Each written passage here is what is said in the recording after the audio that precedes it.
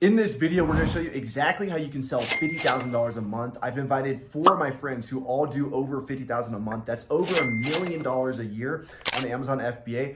We're going to show you exactly how you can find profitable product to sell on Amazon FBA from your home without ever leaving your house. And we're also going to show you how to get that product listed so customers can purchase from you so you can get more money in your bank account. And then also my friend Carter is going to show you how if you want, you can build this business in a way where other people run it for you and they find the product for you. So be sure to stay until Carter. And then my friend Jameson at the end is going to be sharing how he sells over $1 million a year in toys, using similar strategies to what Miles and Warner would teach you, but he also shows you how to go into physical stores. So if you guys actually want to get out and drive, there's a lot more ROI for those products. So we're going to show you several different strategies. And at the very end, we'll be answering all your questions. So be sure to listen to the full Q&A because a lot of beginner questions, a lot of common mistakes are going to be addressed. Much love, guys. Super excited for this training. Be sure to watch the full boot camp and let's get into it. What's up, guys? We got all the speakers here. I'm going to let everyone briefly introduce themselves, and then Warner's going to take this event and start teaching you guys how to find some profitable products. So what's up, guys? How you guys doing? Good, man. Good, man. Thanks for having me. Yeah. 100%. We'll start with Miles, and then we'll go to Carter, Jameson, and Miles. Cool. Yeah. So my name's Miles. I'm 24. I live in Miami. I've been a 7-figure Amazon seller the past couple of years. I originally started in 2019 thanks to this weird guy named Avery who lived in his drove around the country living in his car with the canoe on the top of it. Right almost there. lived in the canoe. Yeah. Almost. Yeah. Facts. Thankfully, the business took off. Yeah. Right there, and started doing online arbitrage in 2021. That was what really clicked for me. I did 7 figures in sales that first year, 6 figures in profit. Been doing that stuff since then. 6 figures a month for about 2 years now consistently. Right there, and excited to chop it up. Online arbitrage. We have a sourcing software called SellerAmp, and love talking about this stuff. So we're gonna get a chance to do a lot of that today. Okay, I think I said Miles twice. I confused Miles with Warner. Warner, if you want to introduce yourself real quick. What's up, guys? I'm Warner. I've been selling Amazon since 2018. We do about $2 million a year. Big on like delegating, that kind of stuff. My team, I work like an hour a day or so to do that. And I'm also one of the co-owners at SellerAmp. So we're super excited to show you guys exactly some specific tactical stuff tonight. We got shots fired today. Someone's coming at me for selling fake books. Carter Maxwell, what's up? Yes, sir. Hey, grateful to be here. Thank you, Avery. Yeah, so 23 years old, been selling on Amazon for about 6 years. Started out reselling books, transitioned to retail arbitrage, and now on to online arbitrage.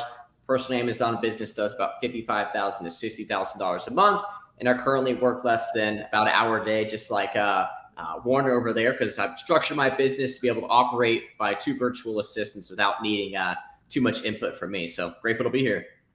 All right, and Jameson, last but not least. Everybody. My name is Jameson Philippi. I'm on pace this year to do about 1.5 million in sales. I specialize in retail arbitrage, traveling around the country. I've currently shopped at about 6,500 stores around the U.S.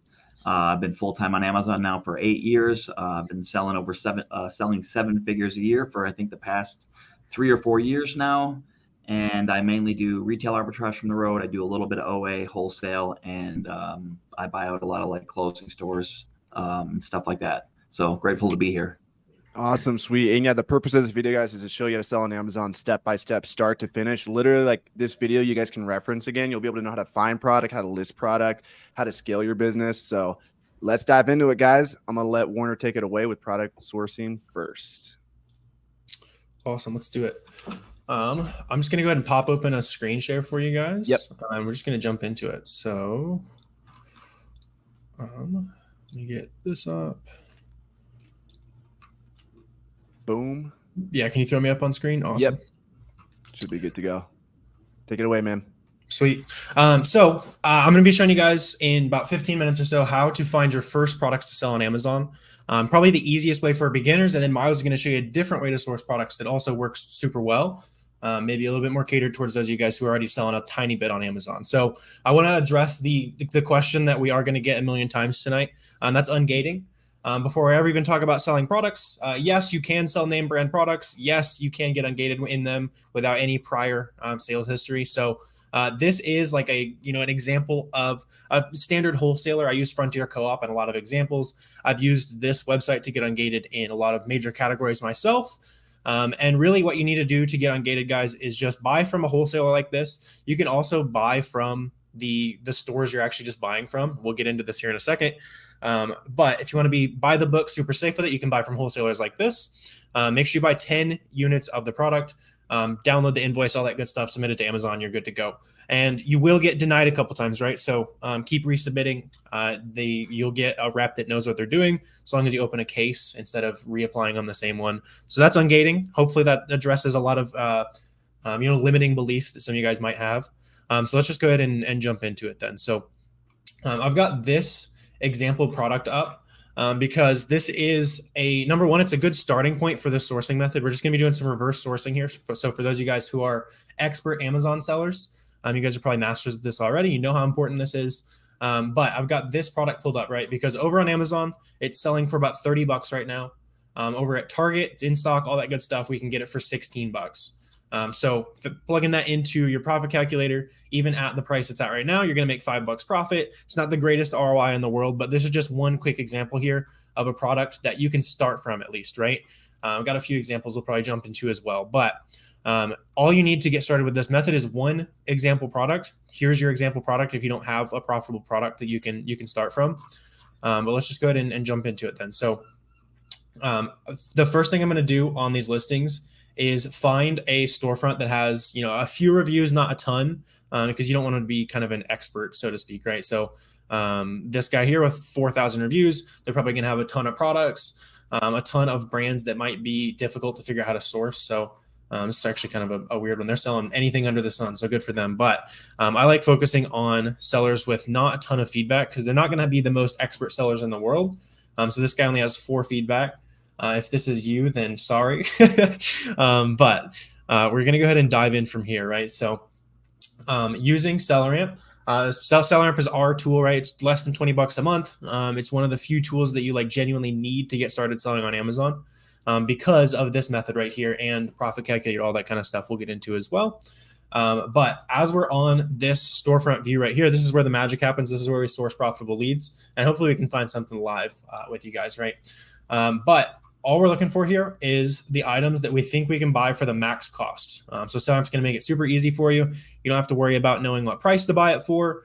A lot of times the fees can vary widely from item to item. Typically, you want to buy it for about half of what you're going to sell it for, but clearly you can see there's some exceptions to that because, right here we need $3, which is obviously less than half of 13. So let's just go ahead and jump down the line here and start picking out things we think we can buy for that cost option. And for me, I'm going to probably skip a lot of this up at the top. Kind of makes sense. The stuff at the top is the fastest selling items. The fastest selling items are going to have more intense competition. So if you do find one of these, 800 BSRs, it sells really fast, it's profitable, then that's an awesome kind of a winner, right? But it's going to be a little bit harder to find those super fast, super profitable leads. I might actually check this one. I'm not sure what the prices on this kind of stuff is. So to do that, we just have to hit the Google button there. It's going to grab that and paste it into Google for us. So we got coconut there, and then it's going to find a lot of different options for us. I'm a big fan of the Google Shopping tab on here. So we can start seeing if we can find it for around $4. And always remember coupons and all that good stuff. So I see it here for $6, and always just going to open up a few different options, especially if it's close, right? So on this one, maybe we can get a coupon or something like that. Let's see. Capital One Shopping is not working on this site. This is a new site to me, so maybe they're legit, maybe they're not. They are selling them for about $5 a piece, so it'd be close. I don't know if I need to do too much more digging on this, but that could be something worth looking at. And really, as we're going down here, you'll start to notice, and over time, what you need to develop as a new Amazon seller is which items are reasonable to find for that price, right? And as a new seller, you would have no idea to know if this is a $3 item, this is a $20 item, in terms of how much you'd have to pay for it to source it. So if you don't have that, those things connected, you need to look at everything. And that's why sourcing is going to be slow for you as a new seller. But as you do the reps more and more, you can start skipping things. So I know you can skip that. And honestly, probably that based on the max cost, we'd have to get these for $6 a pop. Really, we're just going through here and looking for things that we think we can buy for that option. So I actually saw these at a Marshalls. These are profitable. If any of you guys have a Marshalls nearby, I guess we're putting a lot of people on it now, but these are $17 at a Marshalls. We bought some of these the other day. Back to school season, right? So These would be $8. So maybe we can get these for $4 each. That's one of the first ones that's been a little bit interesting to look into. Let's pop that open. Papaya enzyme. We're looking for 180 count. There's 180. Could be from Walmart. Let's see. So we're going to visit Walmart. If they are actually $4.50, we could be somewhat close. It seems like they're like $5 a piece, and they're going for like 18. So, like we're talking about, you want to look for that rule where you're buying for about half of what you're paying it for, or what you're selling it for. So here, $18, obviously a little bit more than double the $10 you'd have to pay for it. So let's go ahead and just keep on diving through here. And another thing you guys can do, if you are more familiar with certain brands.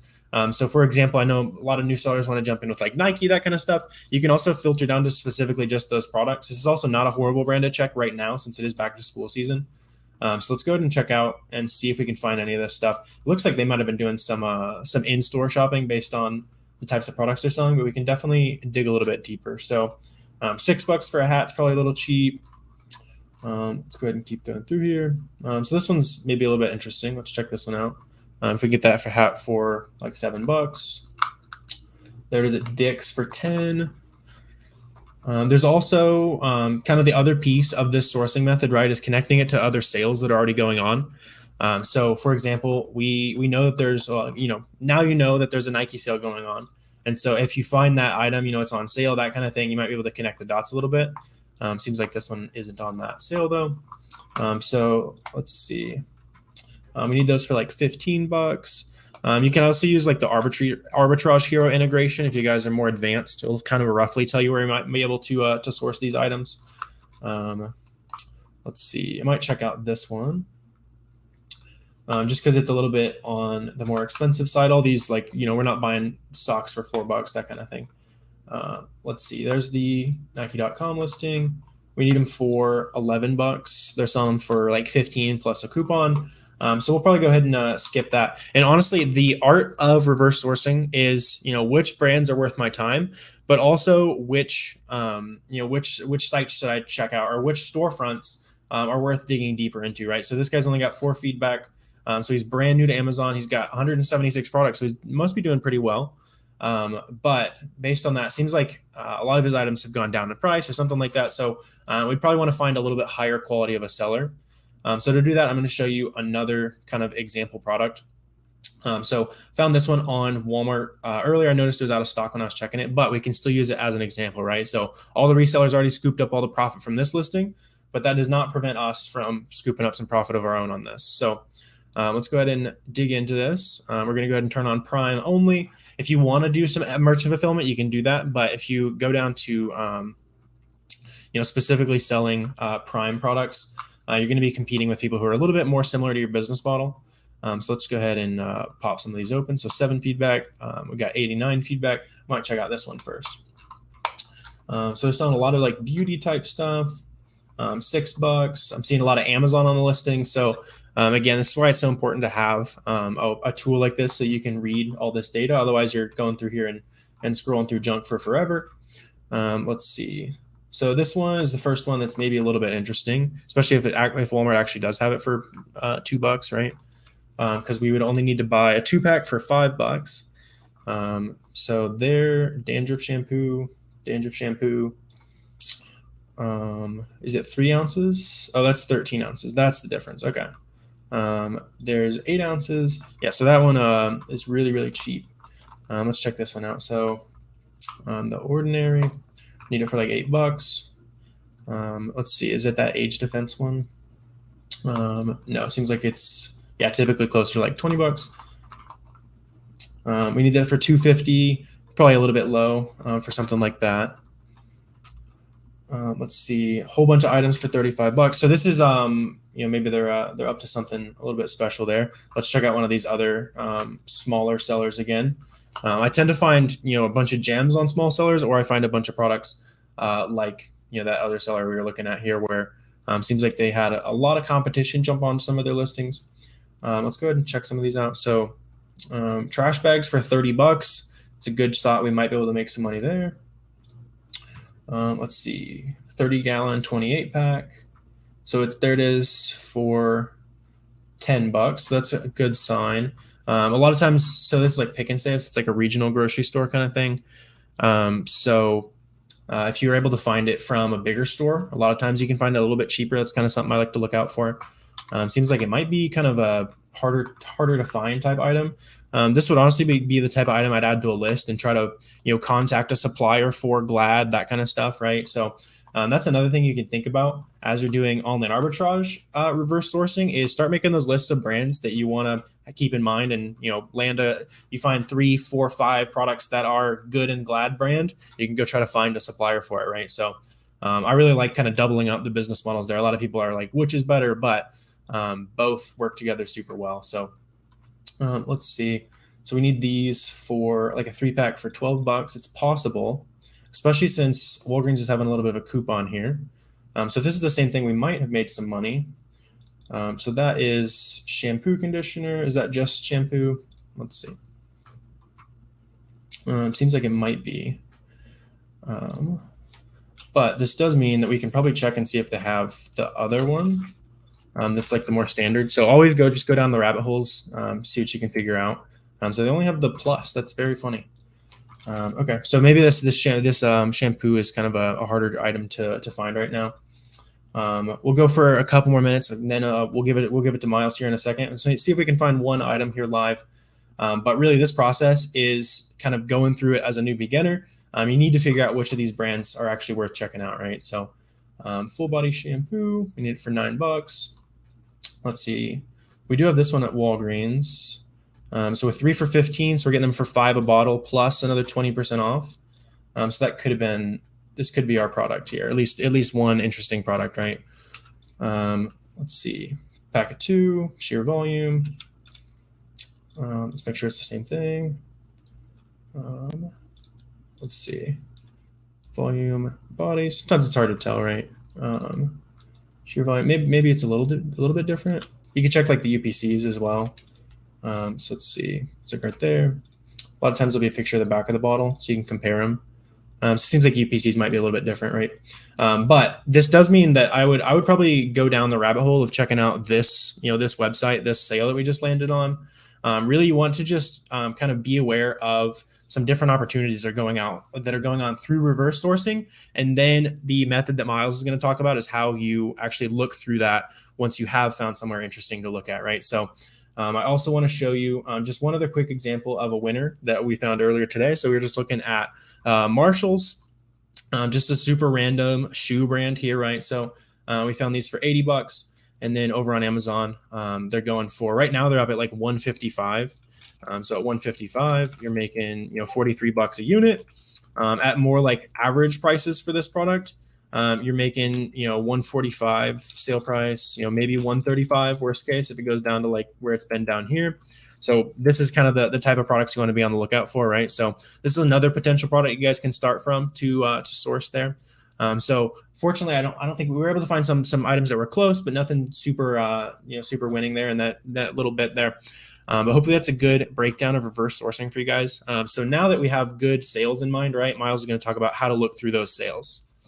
Awesome. Sweet. Appreciate you so much. And this is like a great technique, not only just for online arbitrage, but also for wholesale. Being able to look at Amazon sellers who are making money and looking at their product catalog is like, I mean, that's just a skill set, to have. Some people think it's dirty. Some people not. Like I talked to Al over at SellerAmp, the developer, and he was like, I can't even do his accent, but he was like, I think it's a bit dirty. And I'm like, this is business, and I'm doing wholesale now. And I can tell you that like, when you're looking to expand your catalog, you can just look at somebody else's store and see, oh, they're also selling these products. I didn't know my wholesaler carried them. Same with online arbitrage. If you're buying like a lot of Nike product from Dick's Sporting Goods or something, you can go to other people's stores and see, oh, they're also selling these same products. So super awesome. And you're basically going from Amazon sellers to Google, but now Miles is going to show us going from the store to Amazon. So we'll get Miles up here. And real quick, if you guys look below me, you guys will see this Rollo printer. I'll put this on the screen real quick. You guys can see it. You can imagine what the whole thing looks like. We'll be giving this away at the end. This is a $150 to $200 value. One of you guys will be getting it. I'll go over the stipulations on how to enter the contest, but this is going to be given away to one of you guys. So I bring Miles up. Thanks so much, Warner. Bang, for sure. Sweet. What up? What up? What's good, brother? Ready to rock and roll? Yes, sir. Do a little manual sourcing action here. My audio sounds good? Yeah, you sound great. Cool. Sweet. All right, here we go. So what Warner was just talking about was reverse sourcing, which we, obviously just went over. Right there, what I'm going to be talking about is what's called manual sourcing, where when we identify that a specific website has a good sale going on, or that they have pretty good coupons, good way to get a good discount, right? It can make sense to manually go through the website to find profitable products from there, right? So, for example, right now, I know that Nike.com has a 20% off sale going on their website, right? We can see we can get an extra 20% off select styles with code SCHOOL20 until tomorrow, which is August 12th, right there. So it's going to make sense to take a look inside their website here. Now, manual sourcing is harder for beginners, but it is more profitable than reverse sourcing, right? And they're going to feed off each other, right? And reverse sourcing makes more sense for beginners because to be good at manual sourcing, you already have to have a decent idea of what sells well on Amazon, right? And how do we learn what sells well on Amazon, right? We look at what other sellers are selling. So they feed off each other. And it's not that you should do one or the other more, right? They're going to build off each other. But definitely reverse sourcing is easier for beginners and manual sourcing is more profitable because it's harder right here. So what we can do, you can click into the sales section right here. We can see we now have about 4.1 thousand products right here, 4,100 right there. I'm going to go ahead and filter this to men's because I think we'll have a higher hit rate right here. Now, we can see that all of these products, we get an additional 20% off right here, right? So what we can do is we can scroll through here and we have to think to ourselves, looking at the price we're going to pay after the 20% code right here, we have to think to ourselves, could I see this selling for double or more on Amazon? Right. So like right here, we got these at 95 minus 20%. So that ends up being right around like $80, 78 right there. Could I see these selling consistently for like 160, 170 plus? It's like, probably not, right? That's what's called the 1 to 2 rule right here. These guys I don't see being 160. These guys I don't see being 300 plus. Right here, I could possibly see these doing well actually at like 80 plus, 70 plus. Right there, these guys I don't see fitting that. These guys I don't see fitting that. And we're going to talk about how to find like, the best colors and stuff too and everything. But what we first need to do is open up a bunch of listings right here. And then what we'll do is actually go ahead and reference over to Amazon and see if they're profitable. So like, I don't think I see these doing well. These guys I definitely could see being 30 plus in a 3-pack right there. I think those are going to do as well, just pricing wise right there. 160 or $80, 160. I don't see that. I don't think these are going to be like 100 plus either right there. 80, 85 right here. These I could definitely see being good right there. Possibly right here. Dry fit legend t-shirts. I've sold some of these before. These tank tops potentially as well. Right. So what we can do is we open up a bunch of these listings here. And now what we want to go ahead and do is reference over to Amazon basically and check if stuff's profitable. Right. So we can see a lot of these where we can pay like $24 for basically. Right. So if any of these are like 45 plus, 48 plus, we're going to be nice and profitable right here. So what I do is just copy over the title right here. And now we're going to plug these in and check on SellerAmp and Keepa if this stuff's profitable right here. So what we can do, we can see we're paying about $24. The gray ones, it looks like we're paying about 24 right here. So now what we want to do is scroll down on Keepa and hit variations right here. And now if any of these are, 45 plus, we're going to have a shot, right? So it's like black and red's up at 50. We know that this has demand because it has 70 reviews right there. This white medium at 48 has 16 reviews. I could see that doing well too. Right here, do they have the black and red one? Okay, they don't have the black and red one on Nike, but they do have this white medium at 24 right here. And we can see that this is actually probably going to be profitable here. So we can see it's at 48 about right here. We can pick this guy up for a little pro tip on SellerAmp. We can go here and multiply that by 0.8 to get that exact cost down there. And we can see that on this product, we'd make about $10 profit and a 42% ROI. This does not include sales tax, however, which is going to be unique based on the state you're in. You're going to add that in on the SellerAmp backend right there. So for most people, it's going to be about like $8, $9 profit to 42% ROI. That's fine right there. That's above the 30% ROI target. We also have 10% cash back on Rakuten, right there, which we're not necessarily going to add to the buy cost, but it definitely doesn't hurt. And now to further validate this is a winning product, what you want to do is scroll down here and just make sure the price has been consistent up here. So we can see for about like the past like 2-3 weeks where the price has consistently been at that 47 range, right? And we can see it's changed around a little bit. We know that these probably don't sell super quick looking at here at the Keepa, but we can see that they clearly have sold based on the competition's gone down. So this is safe to say we could probably move 5-10 of these a month. And that's, a nice first winning product right here. We can also check if there's like other ones that maybe don't have a buy box or anything like that, which is looking like it's not the case on those, but that white medium's fine, nice moderate borderline winner right there. We can see these guys. We got a bunch of these on sale as well right here. So what we want to do is, let's see, Nike Dry Fit Legend t-shirt right here. Let's plug this in over on Amazon right here. And obviously, not anywhere close to every item is going to be profitable, but if you can find 1 or 2 good ones an hour, you're going to be in a pretty good spot right here. So looks like there's a couple listings for this item that look very similar right here. So we'll have to take a look at this right here. Let's see. So let's hop down here to variations. We know we're going to be paying like $20 for a lot of these. So we're going to need these to be like 45 plus to be good, which I'm not overly confident any of them will be, but we're going to find out. Anthracite, gray, white, black right here. White, black. Okay. So $24 right here. 60. Now this has no reviews right here, right? But we'll see if it just hasn't been around for a while or something like that right here. Okay. Interesting. So we can see that these have sold in the past for 40 plus right here. And then as of the past year, right, we can see since April, they haven't really been in stock, right? And we can pick these guys up for 24 right here. So there's a chance, there's an argument. Some people would go ahead and buy this and toss it in at 47 right there and be able to make 35% on it, right? I personally wouldn't do that. I just don't think it's feasible for a t-shirt to move at that price right there, but some people certainly would. And it's looking like there's probably going to be potential elsewhere in this listing to go ahead and actually buy some of this stuff like anthracite. I believe that was on here right here. Yeah. Is that anthracite mats? Okay, cool. Yes. Yeah, so this one is on here. So we pay $24. It's looking like that's going to be a win too. We got, medium tall, 3XL tall right here. Okay. 3XL tall. Oh, okay. Let's see. Oh, wow. Okay, cool. So let's see. So we can pick this guy up for about $24 right here. Just getting my timer good right there. And we can see that in the past, it's gone for 54 plus and 48 plus right here. And we can see that historically it's been above 48 pretty much the past year, like 90-95% of the time. It's been out of stock a lot too. So if we can pick this guy up for $24, right? And we can see at 48, $24 at 48, it's been, pretty profitable right there. And that's FBA too. A product like this that weighs really, really low would even be better to FBM there too, especially with low competition.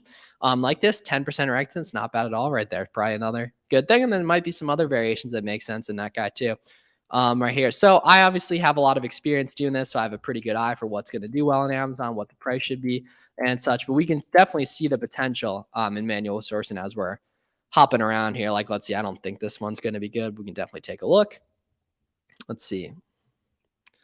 Right. And then I keep it nice and simple. Just SellerAmp, just keep for product research right here. Let's see. Are any of these gray ones expensive? I don't think so. Yeah. Okay. Definitely not. Right there. I actually do think that these are on the Nike website too, right here. I think this is a slightly different product right here. Oh, wow. These actually sell too because the price is stable right here. Yeah. Okay, cool. All right. I believe we can pick these up for 64 right here. Boom. Cool. Yeah. $64 right here. We can see as of the past year, we've been at $130 plus the entire year, right? What we can do on Keepa is we can go data, buy box stats right here. And we can see that over 365 days, this is who's gotten the buy box and at what price. We're profitable 100% of the time right there. So that is absolutely a winner. Now, It's not the quickest mover right there, but it is nice and profitable. And we do also have some other sizes right here that are definitely going to make sense too. So this would be a little bit more of a slower mover, but fantastic ROI, really solid racked into, and definitely something we can, build a business off of just with small test orders and such. Right there. So yeah, we'll see if we can snag another winner right here and see what we can do. Let's see. So we got a whole variety of them right here. Okay. So we got extra wide, we got normal. Right here, let's see what we got. Okay, Nike Revolution 6. All right. I think I spelled the title wrong a little bit. Let's see. Here we go. Okay. Let's see. So what can we pay on these guys? So we can pay like 40 to 45 bucks right here. So if any of these are like 80 plus, we're going to be in a pretty good spot. Right there. I don't know if that's going to be the case, but we're going to find out here. Okay, let's see. A little buy box action right here. They have that color. Okay, they don't. Okay, what colors do we have right here? 80. I got the red ones. Not the correct red. Right there. Okay, I don't think we're going to be it. However, just as we finish up here, just off of past experience, I do know that there's a good chance others of these are going to be profitable from other websites. Just to show you guys an example of that, if we go ahead and look here, these are 80 bucks, right? And then I've been able to pick these up. If we go ahead and search these, right, that's the nice thing is, like I said, reverse sourcing and manual sourcing feeds off each other, right? These products, especially big brands like this, are going to be carried on other websites too, right? So I happen to know that these are over on Rack Room at 40 right here. And then I also know that there's a 10% code on Rack Room, which ironically it says excluded from all promotions, but the 10% worked on there, which I got from this extension, Capital One. Right there, Capital One Shopping, which you guys should all have right there, gets down to 36 right here. And that is a nice profit as well, my friends. 23 bucks a unit, 65% ROI right here. So we can see there's a lot of opportunity, right? And the nice thing is with this type of product, right, there's a lot of other sizes, other colors, right? So there's going to be further opportunity. And it makes a lot of sense to put the time in to go ahead and, take a look at this other stuff. It's on here too, because I've sold some of these in the past and such. And there's a lot of opportunity with manual sourcing. It just makes a lot of sense to do once you already have a certain subset of websites. You're on all the email lists, you're on all the tech sign up lists, so you can actually know what websites are worth pursuing and actually going ahead and looking into. And you're going to learn that through just normal reverse sourcing basically right there. So I definitely wouldn't spend too much time doing manual sourcing if you're new, unless you have reselling experience in other genres and such. But once you've done a good amount of reverse sourcing, you've kind of found what websites you really like, you start to figure out when they have different deals going on. It can definitely make sense and be very, very lucrative to do manual sourcing on top of just reverse sourcing as well. So definitely, right, all you need to do this is SellerAmp and Keepa right there, and you can make some good money with manual sourcing as well. Sweet. Appreciate you, brother. Cool. Yeah. Fire right Good there. stuff. And we got tons of questions coming in. So at the end, we'll be doing a Q&A. Miles will hopefully be back with us for a little while. If not, Warner will be there to help answer some questions. But yeah, let's keep moving, brother. Yeah. Thanks for watching, everyone. 100%. All right, guys. So now you know how to buy products. You have the products. I'm going to show you exactly how you can list them and get them active for sale on Amazon. So I'll show you here on my screen. You guys can list on Seller Central, but the problem with Seller Central is Amazon wants to make money, right? And they're going to tell you to restock items that maybe you shouldn't restock. So if you guys, and Amazon's going to show you how much you're doing in sales, but they're not going to tell you your true profit. So this is GoToLister. This is software that me and my friend developed, and it's an inventory lab replacement. And if you see here, you can see what your total sales are, 27,000. This is how much you paid for the inventory, 4,000. This is the total fees for the inventory. This is like Amazon FBA fees. That's 7,000. So we're left with a true $15,000 profit. If you only ever use Seller Central to list your items, you don't have a true grasp of how your business is performing. And Seller Central kind of sucks. Like Amazon doesn't really care about their sellers that much. They haven't created like an optimized workflow. And if you just use Seller Central, especially if you have a bunch of different SKUs, and I've been selling used books on Amazon for years, every single used book is a different ASIN. So it takes an eternity to list these on Amazon Seller Central. This software allows you to list way faster. It is factually the fastest listing software on planet Earth right now. There's not another software out there, even Inventory Lab. This is way faster than Inventory Lab. So I'm going to show you guys step by step real quick how easy it is to make a shipment. And remember, this works for everything, not just used books. This works for supplements. This works for beauty products. I run my wholesale business with this. This literally works for all products that exist on Amazon. So step number one, and it's a free, you guys can get a free trial at gotolister.com. So you guys can test it out first, create shipments, see if you like it. And it's super, super simple to use. So now you can select the conditions. So if you're coming from the online arbitrage world, this is an online arbitrage training.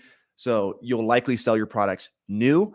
But if you are selling used products, this is for good. This is for acceptable, like new, very good. So we'll go ahead and select new. And then you can enter the source. So I can put, I got this from walmart.com. And then my buy cost, you definitely want to put your buy cost in here. That way, when you look at your profit analytics, they're accurate. So I get most of my books for $1. So I'm going to put that there. And I'm going to show you guys the speed of this real quick. If you guys can see, I have all these books in a pile. Give me 1 second. Too many cords here. Got all these books in a pile here. And we actually programmed this software to be able to list so fast. Even if Amazon has a slow response time, we can still scan our items in. So check this out.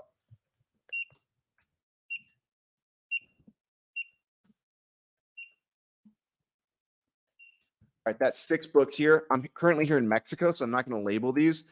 But if you have a Rollo printer or Dymo printer, it would be printing out the labels right now.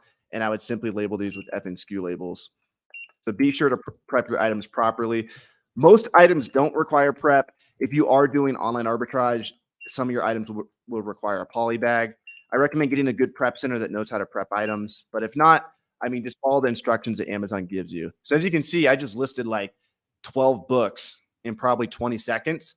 If any of the books have restrictions or any errors like that, they will come up here. So you can see this one had 2 different titles. So I can see that this is the correct book here. So I'll select that.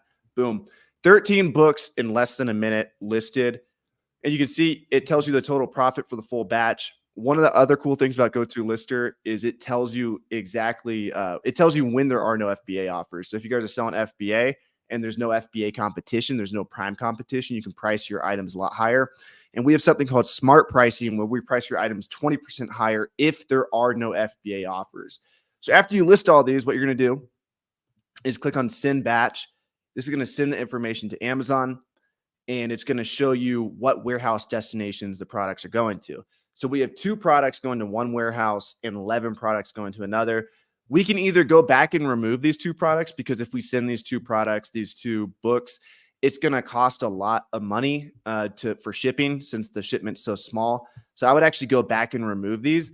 But here's a pro tip. The bigger your shipment is, the less likely they're going to be split. So let's pretend that we're listing a Nike item because this works for all products. What we can do, actually, I'll show you guys beforehand. This is really important for OA people. Let's say you bought 100 of these Nike underwear. So you can enter the quantity of 100 beforehand. You can also change the quantity after you list. So we'll type in Nike. And as you see, we have these Nike, whatever these are. I've actually sold these before. And now it's going to list 100. And from my experience, I actually did this yesterday. Like it made there be no split shipments. So like the bigger the shipment you can get, the more likely all the items are going to go to one warehouse. It's something weird. See, they're all going to one warehouse now. So now what I'm going to do is click on accept shipments. And if you guys do have a ton of split shipments you're dealing with, maybe Amazon wants to send 30 of an item there, 30 of an item there. We actually have a really good flow on the next page. I don't have time to go into detail. If you guys are watching from my YouTube channel, there's a video in the description that shows you a complete tutorial of how to use GoToLister. If you guys sign up for a free account for GoToLister, you'll get that complete tutorial sent to you as well. But yeah, that's basically how you list items. It's really that simple. And this makes it way easier, way faster. And in addition, you can view like what items are selling, and you can see what your profit is. And one of the really cool things is we allow you to export all your sales data. So if you go here, you can see your sales data, and you're able to export all your orders. And then this is a special offer for everyone that's on this training. If you guys do want a replen sheet, this is a spreadsheet. All you have to do is export 2 reports from GoToLister. I have a tutorial video that breaks down how to do this. You put them in here, and then what it does is it tells you how much more of a product you need for a 30-day supply. So let's say you're doing online arbitrage. You bought 12 of these Old Spice deodorant, and you sold 12 like in a day. you might not know because you're busy running your business. Maybe you have a job, maybe you're doing a lot of other things. You might not know that you need to buy more of these, but I recommend once a week, export your data into here from GoToLister, and it's going to tell you exactly how much of the product you should buy more of based on what you have in stock and what your 30-day supply is. So the spreadsheet will estimate your 30-day sales based on your sales history. And then it also knows what items you listed because you're using this to list all your items. And it'll tell you, as you can see here, I'm not going to show you the exact ASINs for this product because these are my friend's products, but he needs to buy 40 more of these if he can, 32 more of these. And a lot of times in online arbitrage, wholesale, whatever business model you're doing, you can just go back to your supplier, go back to where you purchased it originally and buy more. So one of the biggest mistakes you can make as an Amazon seller is understocking in inventory. You want to keep all your inventory in stock as much as possible in order to keep your profit high every day. And you also don't want to overstock too. So make sure you don't buy too much of inventory. But this spreadsheet here will prevent you from missing out on sales from understocked inventory. And everybody who messages us at the email that I'm about to give you will get this. And I have a special offer for you guys today. And here it is. So just a reminder, everyone's going to be enrolled for a free Rollo printer. The Rollo printer not only prints shipping labels for the box, so the Amazon label, the UPS label, it can also print the labels, the FNSKU labels for your products. One of the best things about thermal printers, and Rollo is a thermal printer, is you never have to pay for ink. So ink is very expensive. You never have to pay for ink for this. I recommend, regardless of if you win this today or not, I do recommend getting a Rollo printer. They're amazing. And we're going to be giving one away for free at the end of the training. Also, for anyone that goes to gotolister.com today and signs up, if you guys are watching from Warner's channel or whoever else's channel, go click on the description below. I know Ray Can Profit streaming this on his channel too. Be sure to support, your favorite creator by going through their affiliate link because they will get a kickback if you guys sign up through their link. And everyone today is going to get a 45-day trial of GoToLister if you email us. You have to email us Reselling Bootcamp at support@gotolister.com. So after you sign up, email us support@gotolister.com from the email that you signed up with, Reselling Bootcamp, and we're going to tag you for a 45-day trial. In addition, I'm also going to give you my complete repricing template for free. I usually charge $100 for this. I learned this from Scott Needham. He spoke at Miami Sellers Conference in 2021, and he increased his profit margin from 14% to 18% simply by pricing his items up at nighttime. That's a pro tip. At nighttime, if you price your items up, then the next morning, a lot of times the prices will stay up. And obviously, if you have higher prices, you get more profit. And this repricing strategy encompasses that. I use this for online arbitrage and for my book business, and it's been great. It's a pretty simple repricing strategy. It just helps you move items fast, make sure you protect your profit with like a 20% ROI, different things like that. But you'll get that complete strategy for free. And if you guys want, my team can actually set this strategy up for you within Channel Max. So we use Channel Max as our repricer. So you guys will get that for free just for signing up for GoToLister today. Also, you'll get my free step-by-step book selling course. I used to charge $400 for this. I still do charge $400 for this. People are still paying me $400 for this course. You guys get it absolutely for free just by going to gotolister.com and signing up. So just a reminder of everything you're going to get my exclusive 45-day trial. That is a $75 value. That's $75 worth of our software because you're getting 45 days. That's a month and a half free. You'll get access to the fastest listing software on the planet. Remember, this is an Inventory Lab replacement. If you guys are coming over from Inventory Lab, we can help you transfer your data.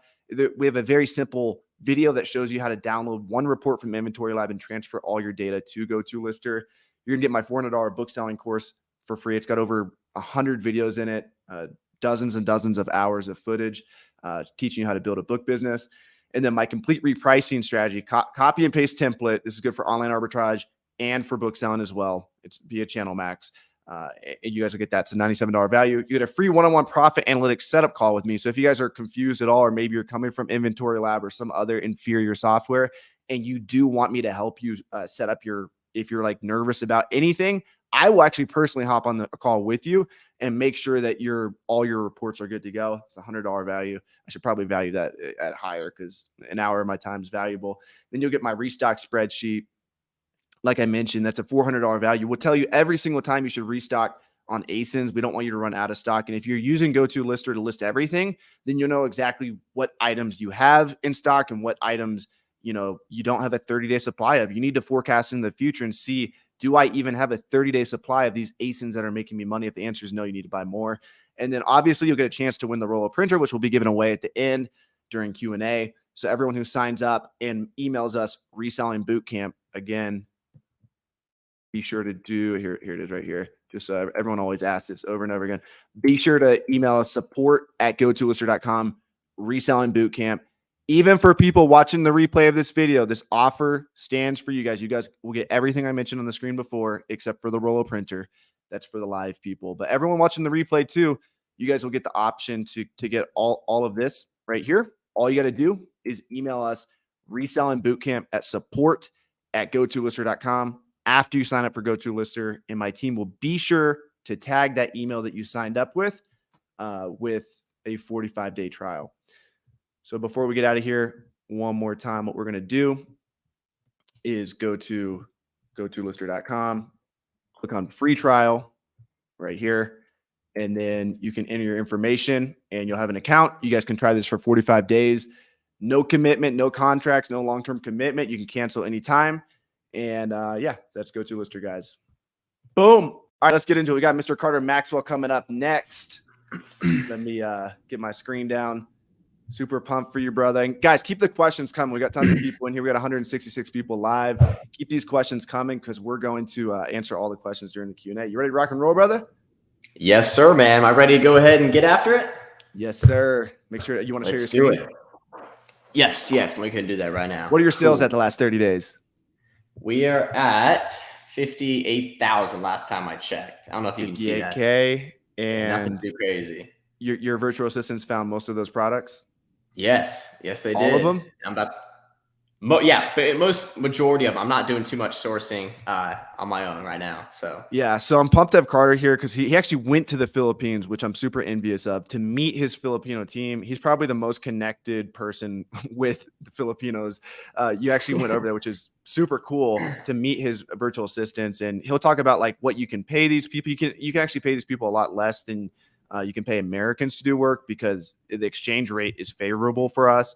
And you can really leverage these people to help you build your business and find profitable product. And, if you guys are trying to build a real business, we can take a step back and have product be found for you.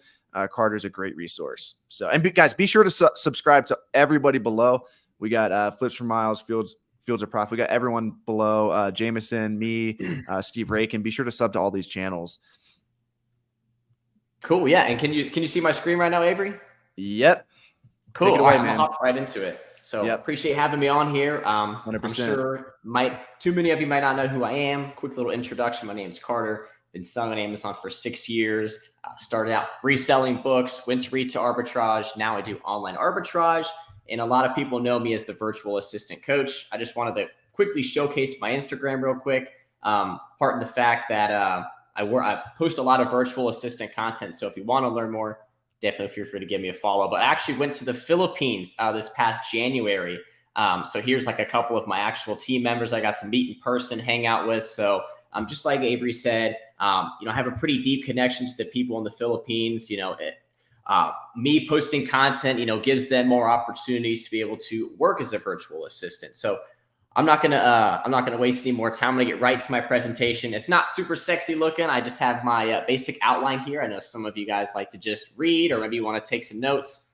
Feel free to write this down. So my goal is to break down exactly how I have built and structured my business to do $55,000 plus months on Amazon by leveraging my 2-person virtual assistant team to where, most days I don't even touch my Amazon business. So I'm sure for a lot of you, that's either a dream outcome or, an outcome that you'd like to eventually build up to. So the first step is you need to identify the bottleneck in your business. Why are you currently not scaling? Why are you not making more money? So for a lot of people, there could be capital restraints. You just don't physically have enough time to be able to spend time sourcing, working on the business. Could be a lack of sourcing skills and knowledge, or just trouble with lead flow. I've basically built out a couple categories that, if you fall into this category, I think grabbing a virtual assistant and working with them could be, a huge benefit. So the first thing is, if you have some sort of lead flow issues, either you're having trouble finding leads yourself, or, if your time is already limited. I work with a lot of people that have full-time, part-time jobs, stay-at-home moms, kids. They have other commitments, and by all means, go ahead and live your life. But, the overall goal of, growing that business, I think a virtual assistant is a great way to do it. So that leads me to step number 2, which is the hiring process. So I use the job website called onlinejobs.ph. I know there's a couple other websites out there you can potentially find virtual assistants from. There's Upwork, there's Fiverr. From my experience, and then also, studying some of the larger sellers out there I've talked to, onlinejobs.ph has been great for me.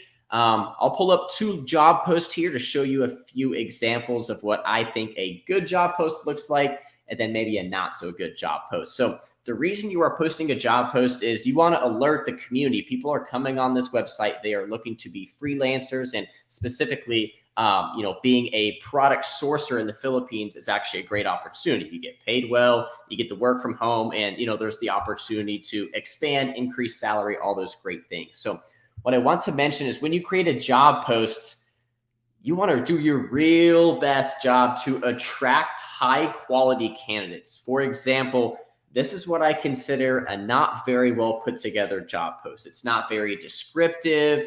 Nothing here is really piquing my. If I popped on here and I was a virtual assistant, first off, this monthly salary isn't super attractive. This is very much on the low end. $2 per hour, very much on the low end. You're going to be working US hours before you switch to Filipino hours. So there's not much going on in this job post that is going to attract those experienced, those skilled virtual assistants that you want to attract to your business.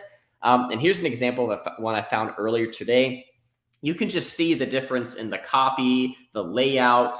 They explain exactly what the role is, what they're looking for, preferably past experience that you have, if that's using softwares, tools, and even key things like benefits. This is something a lot of people forget about. Like, you want to attract the best people. So for my company, I give paid time off for all Filipino holidays. I allow them to work flexible hours. Obviously, we have goals in place. We have, amounts we have to spend on inventory. And so I allow them to work Filipino hours, which is basically while I'm sleeping, they're working. I wake up, there's deals in my inbox.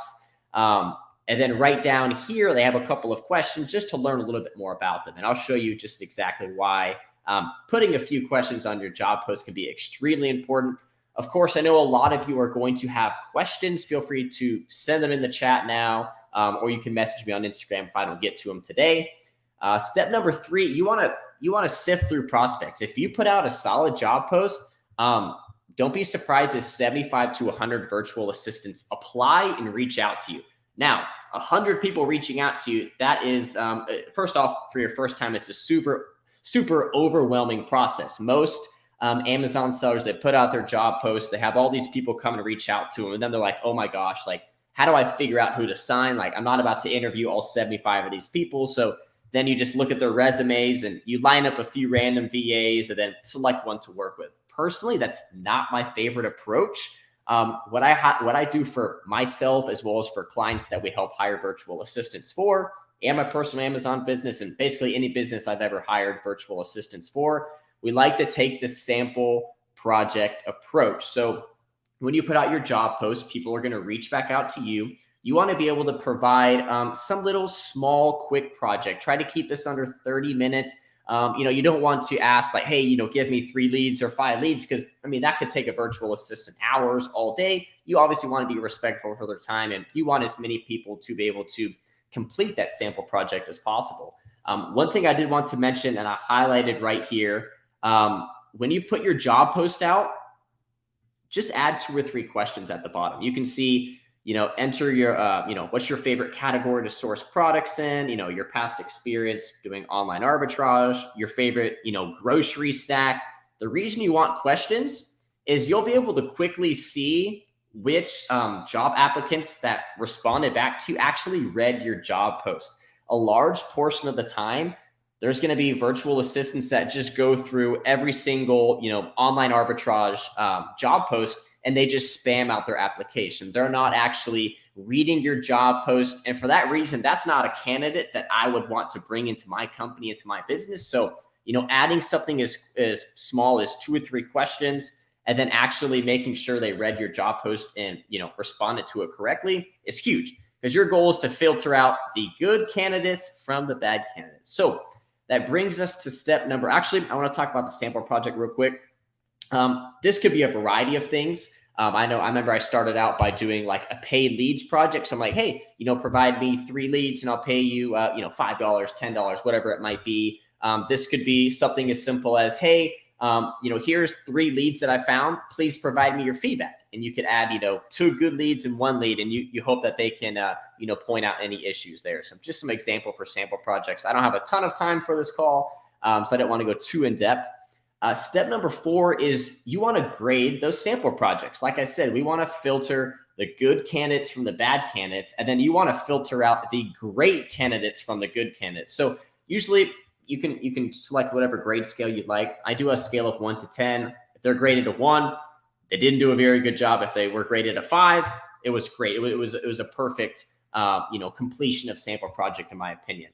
The overall goal is to grade all those sample projects and then come up with essentially a database of from the sample project who those best candidates would be. And then you want to set up interviews for them. So typically, if you want to hire 1 virtual assistant, the more VAs that you can interview, the better. Typically at least 5 to 6 at a minimum. And you're going to interview them. So try to come prepared with questions. I usually schedule about 15 to 20 minutes for each call so I can make sure I get all of my questions and I'm able to learn as much from them as I can. If you need help with questions, message me. I have basically a document I put together with questions. But for example, one big question I like to ask them is, hey, how long have you been doing, Amazon product research for? How long were you with your last client? What kind of tasks were you doing for their clients? How much were they paying? You're just trying to gather as much information as possible. And specifically for me, my goal is to have that VA transition into my business and help me, grow and make money as quickly as possible. And so very often I'm going after experienced and skilled VAs, which helps, filter out when you can do a sample project. And then, you can confirm basically the legitimacy when you hop on the interviews with them. So definitely recommend getting at least 5 or 6 interviews. Take some notes, give some time to think about it. Also, I know there's a lot of things like salary. I was kind of going to hold that to the end because I know a lot of people have questions. Do I pay them for leads? If I'm paying them $400 a month or $500 a month, should I have them send me a certain amount of leads, or how do I structure that? So we can talk about that a little bit later.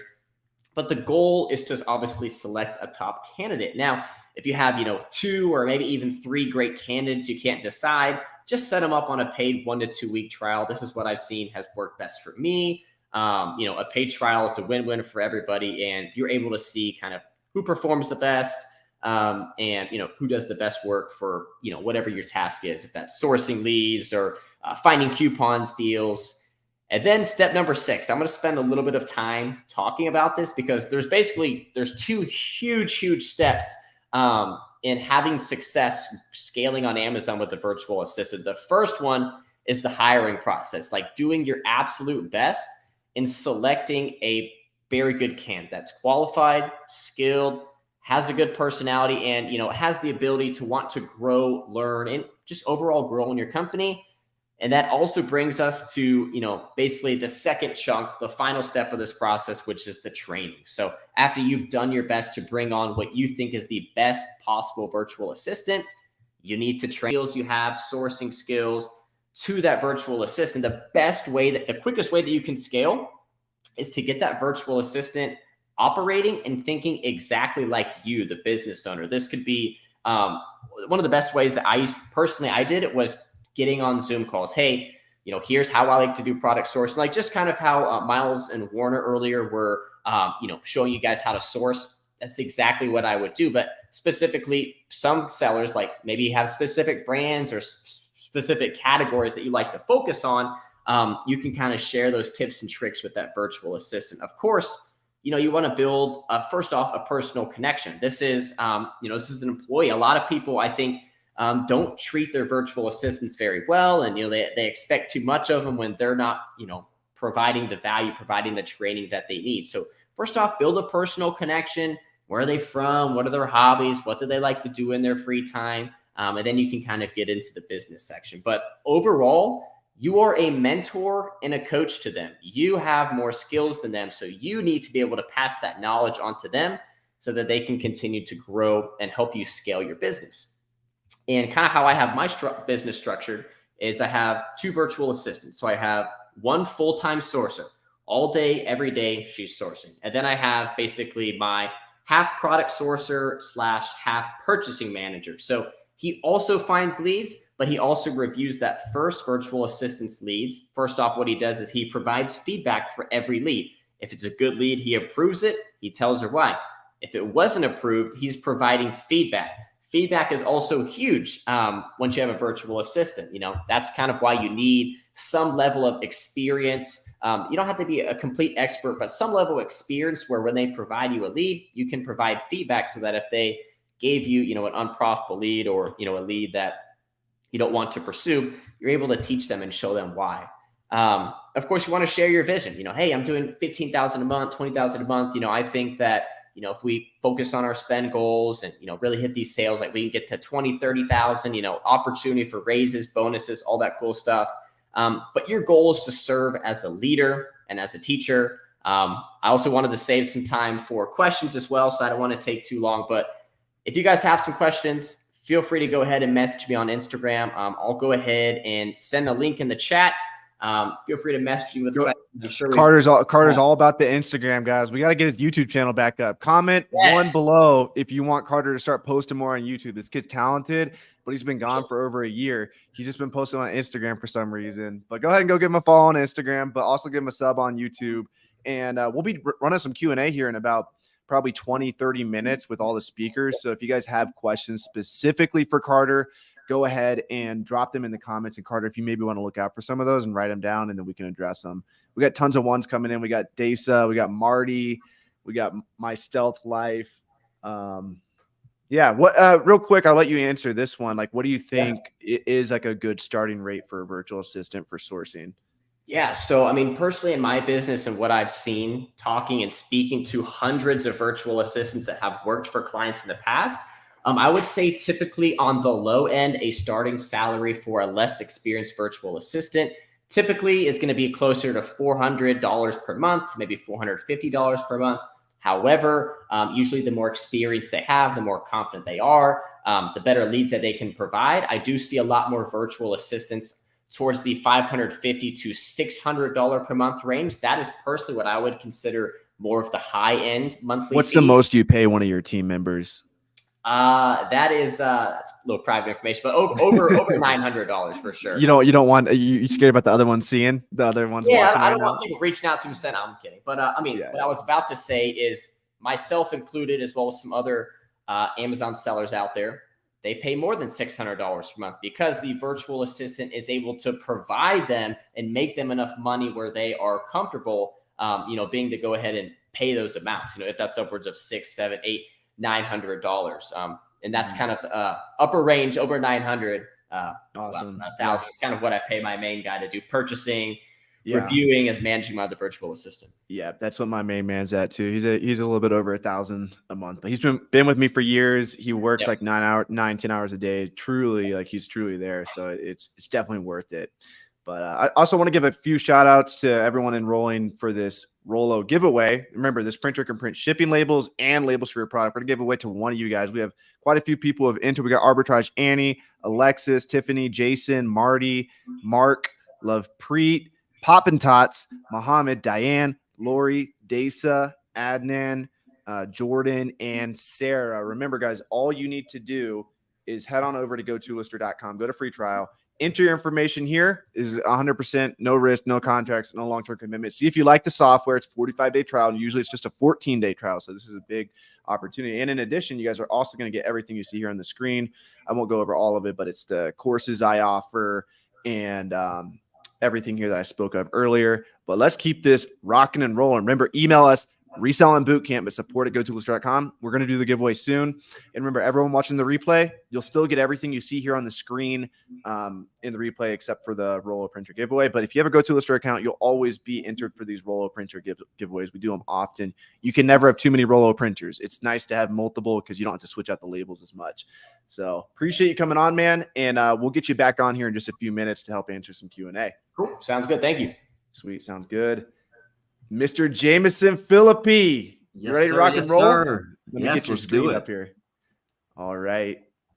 Jameson, what's your sales the last 12 months? You cracked $1 million last year. Last year you did 1.2-ish? 1.3 I did last year. I think I'm at like 1.4 right now for the last 12 months. Awesome. Yeah, that's amazing. We got Rebecca saying, where do I register if I have an existing account? If you guys already have a GoToolister account, just email us Reselling Bootcamp and we'll get you entered for the giveaway. All right, Jameson, I'll let you take it away. Awesome. Appreciate you. Thank you. Yeah. We're going to take this reselling boot camp. We're going to go a little bit different direction here with things. Before I jump in to show you guys how I source, what I source and stuff like that, I'm going to share a little bit with you guys of how I got started. Here's a picture of my mugshot when I got arrested and went to jail. And I'm just going to kind of give you guys a little brief story of how I got started, how I went from a homeless drug addict to 7-figure Amazon seller. Damn. Yeah, it's crazy seeing this picture every time I look at it. It's like I don't even see the same person anymore. But about 10 years ago, 10 to 12 years ago, I was addicted to opiates, Percocet, Vicodin, Oxycontin, you name it, I did it. And it pretty much destroyed my whole life. I went to rehab 4 times, inpatient, outpatient. Ended up getting fired from my job at Buffalo Wild Wings as a server. That was my last real job that I had. Eventually used all my resources, spent all my money, fired from my job, kicked out of my house, was couch surfing, friends, family, eventually would get kicked out of there, was evicted from my apartments. And when I got clean and sober, I pretty much played World of Warcraft for like 3 years in my basement. And I was the epitome of just absolute dirt trash. I was just a loser. I had nothing going for me, nothing to offer. And when I wanted to start working again, unfortunately, I wasn't able to get a job that easy. Over a year and a half or so, I applied at 50 to 100 different places, getting interviews, 1 interview, 2 interview, and nobody would hire me. Eventually I started doing eBay, and that was kind of just, I had kind of done eBay in the past a little bit, sold a couple things here and there, the garage sales and thrift stores and stuff like that. So I started doing that just to kind of help, get a little bit of money to eat and stuff like that while I was trying to find a job. And the more I kept getting turned down from jobs and just, it was like a kick in the face. Eventually it just like hit me that I wasn't employable, in the United States. So I just stuck with it. Eventually finding Amazon, I started out at thrift stores and garage sales, and slowly, got into, I didn't know what it was called at the time, retail arbitrage, going to Target and Walmart and stuff like that, sourcing and scanning products. Back then when I started, there was no, help out there. It was just, trial and error, do everything by yourself. There was no, Keepa and stuff like that. So I would just sit in stores for hours a day, just scanning and over scanning probably hundreds of thousands of items. I kind of got an idea of, what sell, what didn't sell, what would be profitable and what wouldn't. And over the next, 4 or 5 years of doing that, I slowly built my Amazon business up from the ground up. Basically starting with nothing. I didn't have no, fallback, no job or nothing, no money like that to fall back on. So I had to basically, Amazon was my full-time job, even though it wasn't providing full-time income in the beginning.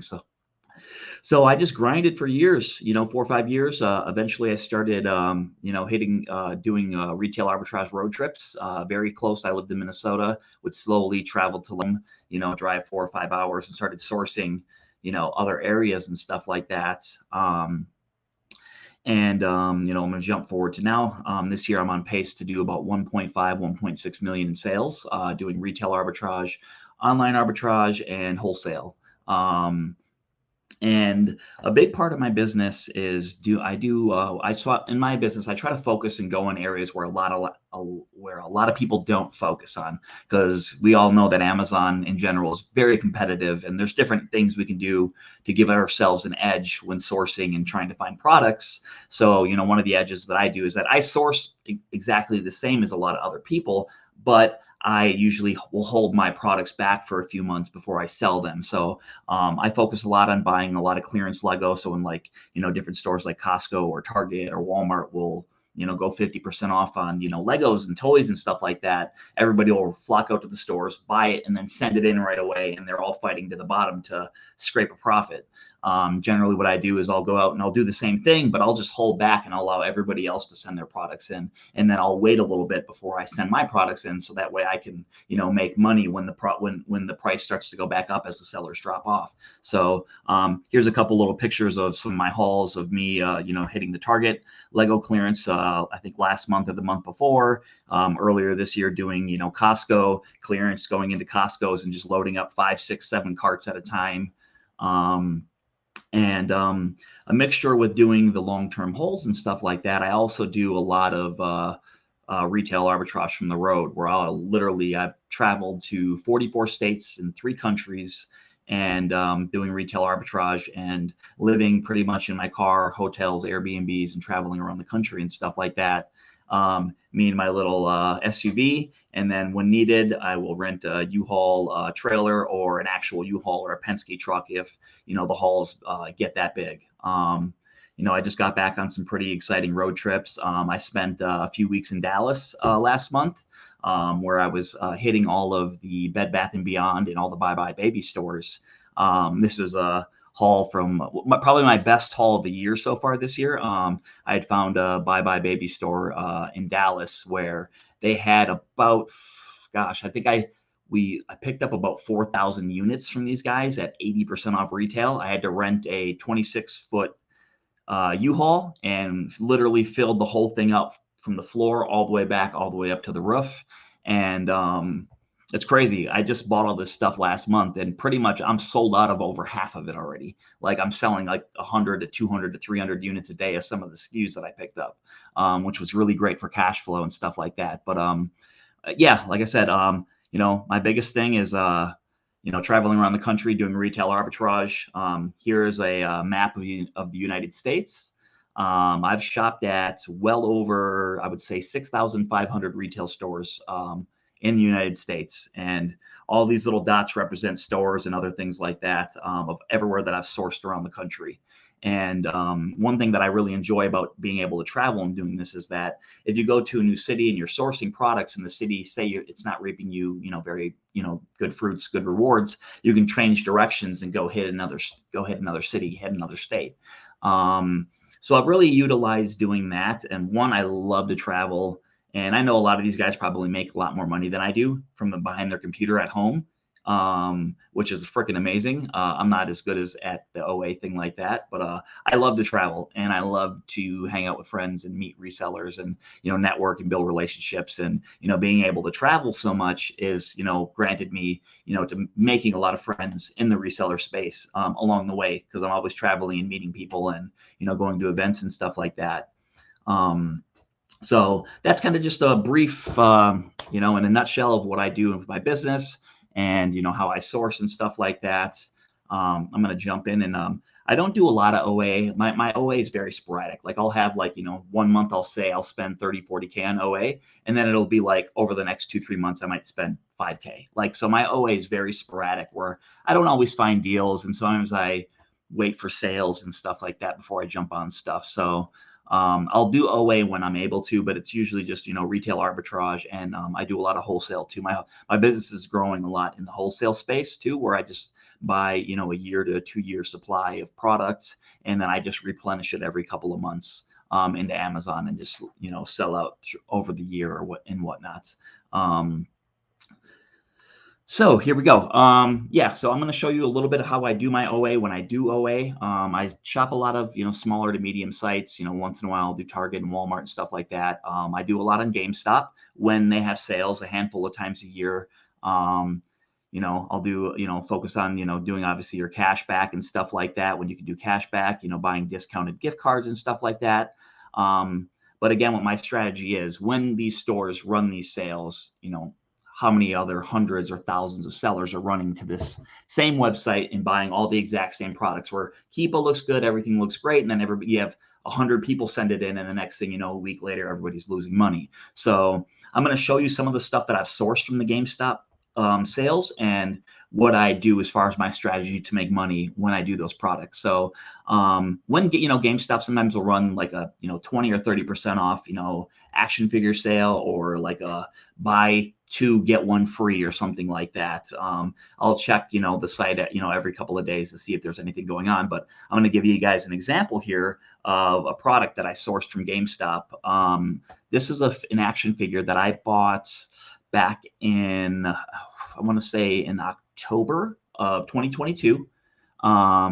He normally retails, I think, for around 20. Are you sharing your screen? This part of your screen right Oh. now? You might have to change the way we just see the slide with. Oh crap! Okay. So let me. I'm gonna remove. Hold on. Let's see. Yeah, you're good. You're good. Click on share screen at the bottom again and see if you're able to share the entire screen. Let's see. Yeah, so remove it and then do entire screen this time, and that way it'll show all your tabs. I think it was just showing one tab. Oh, here, let's see. Share screen. Entire. There should be a tab at the top that says entire screen. There we go. Yeah. Boom. Okay. My bad. All right. We good now? I think we're golden. Yeah. Okay. Candace says you're good to go. So. Right. Wow. Okay. Awesome. Yeah. So let me, since you guys didn't see the screen, I do, like I said, I do a lot of the GameStop sales. I keep an eye on when they're running a good sale. And here's one of the action figures that I bought last October from GameStop. This was the GameStop exclusive, which I love doing store exclusives when I'm sourcing products. And I think this guy was like around, I think $26, $27 retail. I ended up having this guy on sale for $17.99.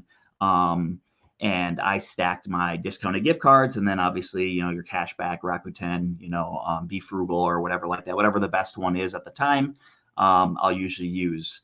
But I just want to kind of show you when I figure out when to sell, how I source and stuff like that. So yeah, here, if you could look back in, where are we at here? October, right here, October of 2022.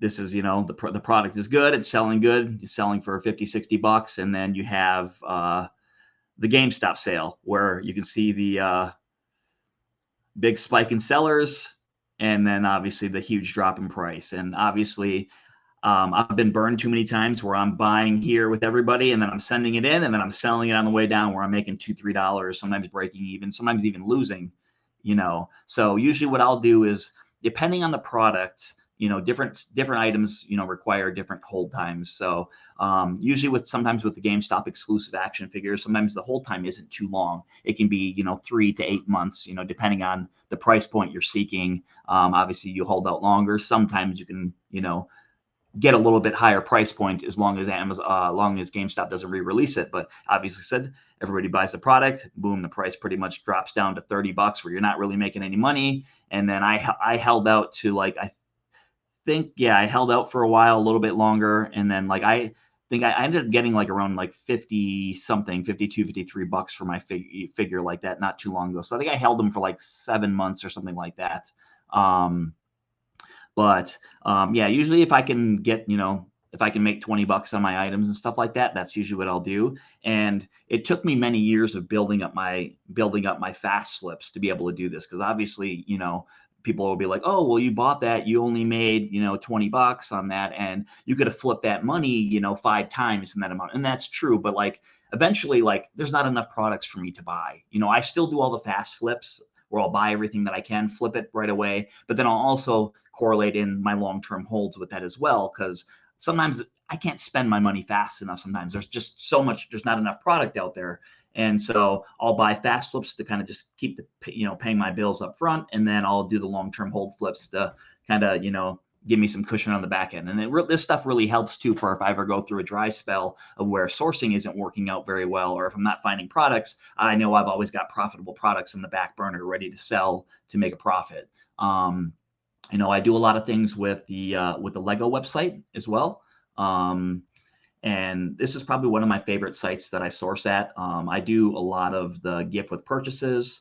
A few times a month, the Lego site will get, if you say you spend $80 on, Star Wars Legos, you'll get these 2 free sets. And sometimes with the free Lego sets, they can sell anywhere from 10 to $100, depending on the rarity of it and how many they were giving out at the release. And I do a lot of long-term holds as well with my, gift with purchases, which helps, get my money back on my buy cost, what I was getting in at. And, you have your, your Be Frugals, your Rakutans. I know if you have like a Capital One Spark card, they'll do a lot of cashback things within their own portal and stuff like that. I'm going to show you guys another example of another Lego that I bought last year. This is another one that I bought back in October of last year as well. I think I paid about $20 for it. Currently it's retired and they're not making any more. And so that means the supply dries up and then the price goes up. And this one ended up being, I think, about a 5-month hold. Again, you see the same thing. Everybody starts buying and then everybody starts selling out. Price sellers drop. I mean, we were sitting at 212 sellers there. I think this is where I bought it, was back in October, and I let everybody sell out. And then I sold mine around March of this year, where I got around, I think I got about $55 a unit and sitting at, so again, another $20 profit per unit, which they're very small. They don't take up any space. I'll throw them in my storage unit. And then once I'll set a keep alert for when it hits the desired price that I'm looking for, then I know, okay, it's time to send that item into Amazon now. And then I can load up and grab all the units that I was able to snag between online and in the store. Lego online will limit you, to sometimes 2 to 10 units per item, and they won't let you reorder. So a lot of times if there's an item that I really like on the Lego site, I'll run around to the stores as well. Because Lego has some really good reward program where every $100 you spend, I think you get about $5 in rewards, and then you can stack that with gift with purchases. You can do some pretty good damage if you learn how to, jump in and do some of like that. And I mixed a lot of that too with doing just a standard retail arbitrage. And I'll actually share, not that one. I'll actually share a bolo with you guys too. Here's Gojitsu toys. These can be found pretty much Walmart, Target, Kohl's, wherever you do retail arbitrage, they probably sell them there, where they sell toys. And if you find these packages in the store, what you want to do is look at the back of the package, and here it shows the list of the photo of all of the characters from that line. And if you look at the far right hand side of the screen there, it says ultra rare. So every time a new series of these toys comes out, they'll have a really rare figure, which basically is like if they come in, say, a case of 12 figures to a case, you'll have one of that 12 will be the rare one, and the rare ones can generally sell for $40 to $100, depending on the time of the year and how much people are finding and selling. So when you are out doing retail arbitrage, make sure you check the back of these figures and look for the ultra rare. And then when you're out in stores, then you can figure out which one to look for. And then this one currently is $9.99 if you can find it at Target, at Walmart, and the buy box is at $56, which is currently $31 profit. And you can actually find this one out in the store right now in the wild. Like I said, they're pretty rare. I think I've probably this year alone, I've probably found maybe 3 or 4 of him. And while I'm out doing retail arbitrage at Target and Walmart, I just run by and check and see if they have one. And then I'm, on to the next product, on to the next, store and stuff like that. So make sure you guys, when you guys are out in public, you keep an eye out for those. And, yeah, that's pretty much what I do in a nutshell. And I'm happy to answer any questions with you guys. And, if I can help you, I'll be happy to do so. I appreciate you guys for sharing, listening, and I appreciate you guys. Thank you. Yeah, appreciate you, man. We'll jump into Q&A here real quick. Just want to give one more shout out to, hold on a second, to SellerAmp real quick. Boom, let me hop here. Just so you guys know, on all our YouTube channels, SellerAmp is our preferred software for product research, even though Jameson chooses to use an inferior one. Just want to put that out there. SellerAmp is like super simple. And the reason why I love SellerAmp so much is like they support the community. Obviously, Warner and Miles are here helping us out. They actually came to Miami last year on the yacht and partied with us. And I truly think that they are like the best product research. You guys can obviously use, there's so many tools out there to use, but I have a strong preference for SellerAmp, and it gets the job done. And it's amazing too for retail arbitrage. Like if you guys are going out in stores, it's the best app that I've seen that has like, if you click on Keepa on SellerAmp, they programmed it in a way that even on Scout IQ, I haven't seen this to where you can basically, it's better than Safari Keepa. Like if you open Keepa.com on Safari, you can actually, like on SellerAmp, you can navigate Keepa well and like look at, offers tab and like a bunch of complicated stuff in order to like really see what the sales are. So anyway, back to the pod. We'll jump straight into some Q&A with Jameson here, and we'll bring the other speakers on as soon as they're ready. So Carter, Warner, we got Warner here, and I think Miles is going to join us in a second. We'll go ahead and put Miles up there.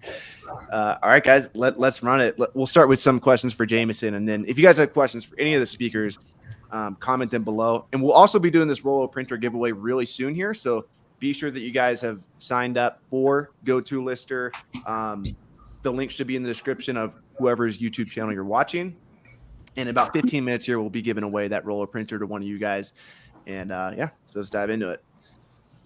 We got Dasa saying, how much money did it take you to start when you first started doing RA, Jameson? Gosh, honestly, a few $100, honestly. Yeah, I remember when I first started doing my, retail arbitrage, I would, sometimes only have $100 and I would go in and, sometimes I'd only find one or two items. It was just a mixture. Yeah, that's the cool thing about RA is like with OA, you have to wait a few days to get the product, but with RA, you can literally list it the same day and have it available for sale. Someone wants to know what your Twitter is. Oh, I actually don't have, I have a Twitter. I don't think I've ever used it though. I only use Instagram and old man Facebook.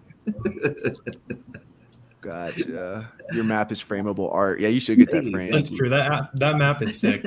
Yeah, it's actually like it looks fake. Have you been to every state, Jameson? All 50? Just 44. Okay. I'll let you take this one, Warner. What's the most reliable way to get invoices to get approval to sell a brand? Give me the ungating question, huh? You have all the YouTube videos that pop up when you type it in. That's fair.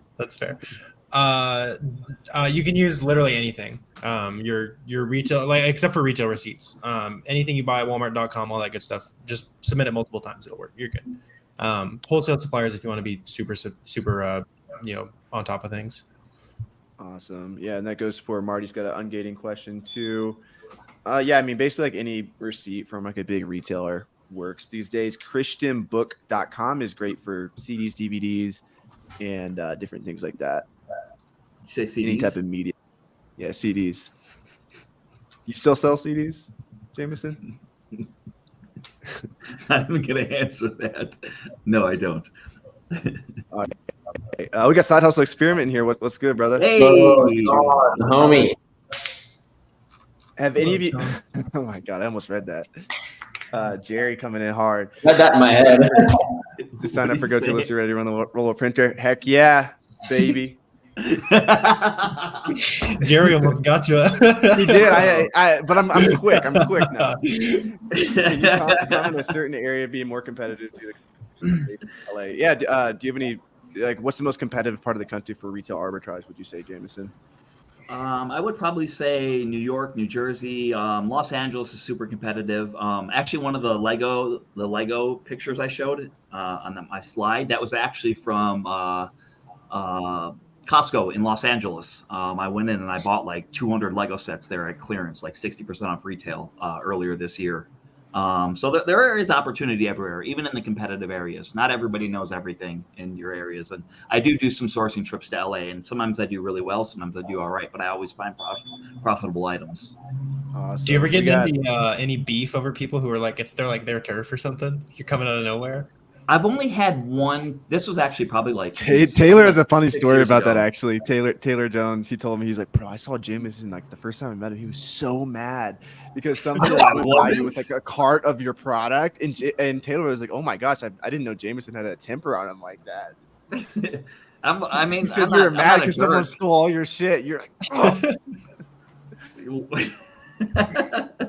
I'm territorial, but I'm nice if you talk with me. But one time I was at a Toys R Us in Minnesota, and I was a really big Toys R Us guy back then, and I was at my home store in Minnesota, and there was another couple there that were also big Toys R Us sellers. And I tried to introduce myself to them one day, and they totally ignored me. I'm like 2 feet. Hey guys, how's it going? I see you guys source here a lot. I even tried to like share some product with them just to try to make friends. And they totally blew me off and were like, leave us alone. Like, that's the only time I've ever had anyone be mean to me in the store. A lot of people like not in our circle don't understand that you make more money like making friends than Dude, like, it's crazy. getting out It's of crazy. Yeah. I haven't had any issues with like other Amazon sellers, but I've had issues with like the actual people working at the store, like getting pissed at me for like buying a certain amount of stuff, like buying like 20 swimming pools. They're like, what are you going to use 20 swimming pools for? Dude, like a year ago, I was actually in a Target in Las Vegas, and I saw a guy scanning. I looked over his shoulder, saw him scanning on Amazon. I'm like, oh, hey, what's up, man? You do Amazon too? And the guy was, again, a complete jerk off, like just being rude. And I'm like, oh, cool. You full time? Oh, man, that's so awesome. Good for you, man. You enjoy it, stuff like that. And then he's like, yeah. And he was like, what's your name? I'm like, Jameson. He's like, wait, are you the Jameson? He's like, dude, I follow you on Instagram. Blah, blah. And then he was a super nice guy after that. And I was like, what the fuck? Like, you were being a jerk before? Weird. Carter, what's your opinion on getting a business license before starting Amazon FBA? After, what type of business license? What do you recommend to your students? Yeah, I mean, it's definitely not required when you need it. I think once you get to the point where you're like, I want to take this business seriously, I think you can start, potentially reaching out to, a CPA, someone of higher knowledge about that for me. But I personally just have an LLC. Gotcha. Warner, I get this question all the time. I don't really like this question, but what amount of sellers on a listing would you consider as being too saturated? What's your answer to that? Yeah, it depends on the listing. Figure out how many sales on the listing is worth it for you, and it's going to vary. You could compete with 100 sellers, and it could be worth it. Or 100 on a 30 selling listing obviously isn't worth it. So just figure out what a listing is worth it for you. Yeah, and I always care more about like if there's a dramatic increase in the number of sellers versus, like a lot of sellers, because a lot of sellers could all be doing really well. And also look at the number of competitive sellers. So what if there's a bunch of sellers selling a product for like $20, like let's say 5 or 10, but there's 90 people on the listing and everybody else is priced at like 40 plus, you're only really sharing sales with those people priced low. There's a lot of variables in it, and there's no clear-cut answer. When you travel to each state, do you get tax exempt in each state, Jameson? No, I'm a schmuck. I pay tax in every state that I go to. Is it better to do wholesale in the beauty category? I guess me and Warner are really the only ones doing wholesale. I mean, any category that sells well, it doesn't really matter what category. I'm advising people, consider categories that we're not always talking about on YouTube, because I was having a lot of success before Amazon suspended my Amazon account, selling products that I don't even mention the category because I don't want everyone to know about it. So yes, beauty's great, but look at every category. What's your answer to that, Warner? There's, like you're saying, there's stuff profitable everywhere. What you should do is build lists of products that you want to sell and then go track them down. Instead of tracking down lists, track down what you want to sell and then go find people who sell it. I do categories with low returns. Beauty wholesale, but I do have a lot of friends that do it. I would be very careful who you're buying from. I've had many friends over the years get sold expired stuff, and they've spent tens of thousands of dollars with these guys. They get them shipped, and they're expired, and they got to throw them out. So be very careful who you buy from. That's all I can give you. Did that happen to Jerry? I bet that happened to Jerry. He doesn't do beauty. Okay. Products with low returns. Toys. Groceries. Yeah. Used books. Anything that people already know what they want, right? So even some clothing has low returns, like you see the classic like socks. People know what size sock they are. True. What are some categories with high returns? Shoes. Women's clothing, bras. Women's shoes. Yeah. Yep, bras. Yes, bras. Women's everything. Warner, what is the best thing about online arbitrage and the thing that you hate the most about it, aside from sourcing? Interesting question. I guess best and worst part. It's not that weird. The best part is that it's outsourceable, right? Like we do like 200K a month, and I really don't do too much to do it. The thing I hate the most, probably like the leakage that can happen if you're not watching it. It's probably like the worst part. sourcing is not the worst part. If sourcing is the worst part of OA for you, then it might not be the right business for you, to be honest. Sourcing's a treasure hunt. If it's not a fun treasure hunt, like it's going to be a grind, but if it's not, like if you don't get some little dopamine when you find something, like you got to enjoy that part of it. 100%.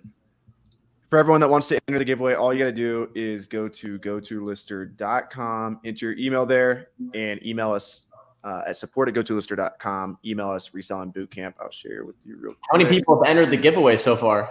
I'll have to have Rustum tally it up. We probably got like 30-ish people. So like you guys have a really high chance of winning this Rollo printer. Time for me to enter.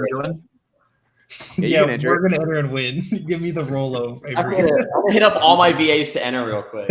1 week we had the same person win back to back in like a 2-week period, and I gave it to her 2 times, Denise. So I don't think she entered today though. Denise, you're banned from this giveaway. Denise is the goat at winning the Rollo giveaway.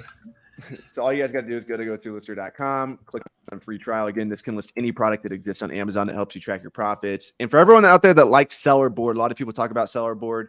We're actually having Seller Board type stats come out in the next 2 weeks. Dom, my developer, who is also an Amazon seller, he's my partner in the business. He does wholesale and online arbitrage, and he knows exactly what you guys need. And he's going to be making that available pretty soon. And we'll never raise the price on you. Currently, it's $50 a month. Inventory Lab is more.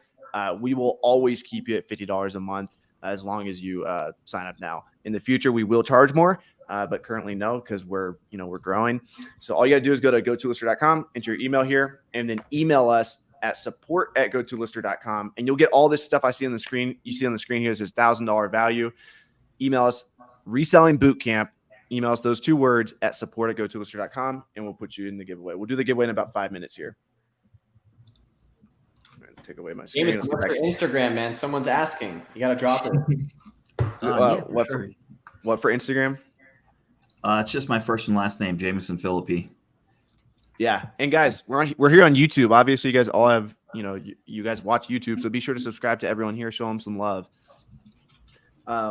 Once you master, should place a camera on the app price of the product to price the product. That would be like some complex technology. They're talking about SellerAmp, like having it like look at the price tag. That'd be cool.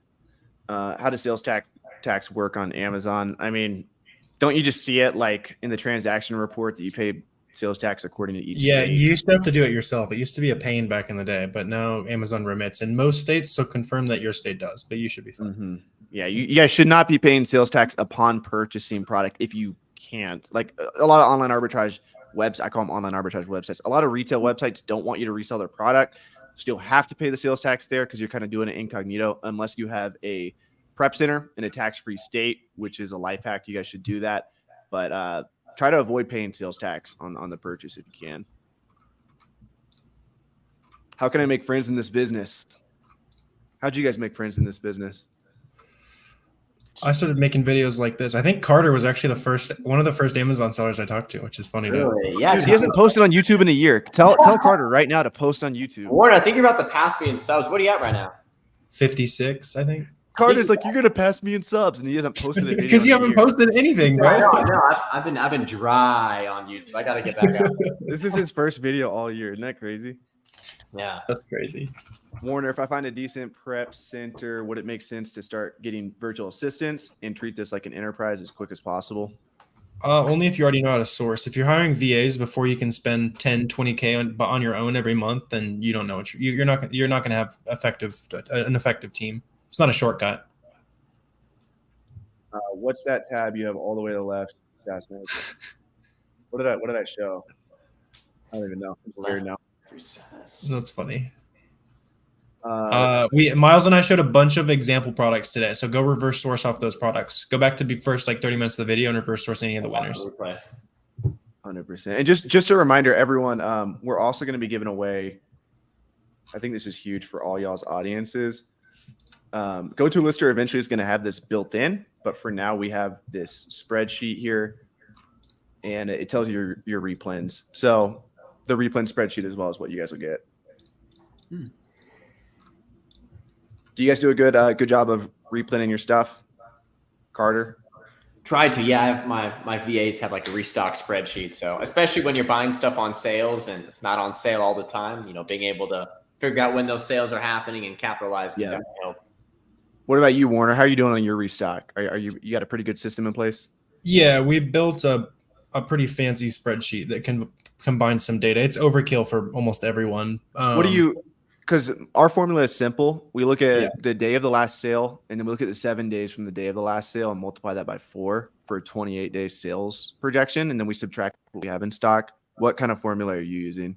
That kind of works. We just combine a lot more data and like pull averages based on how fast it sold this period, like forecasting for the future.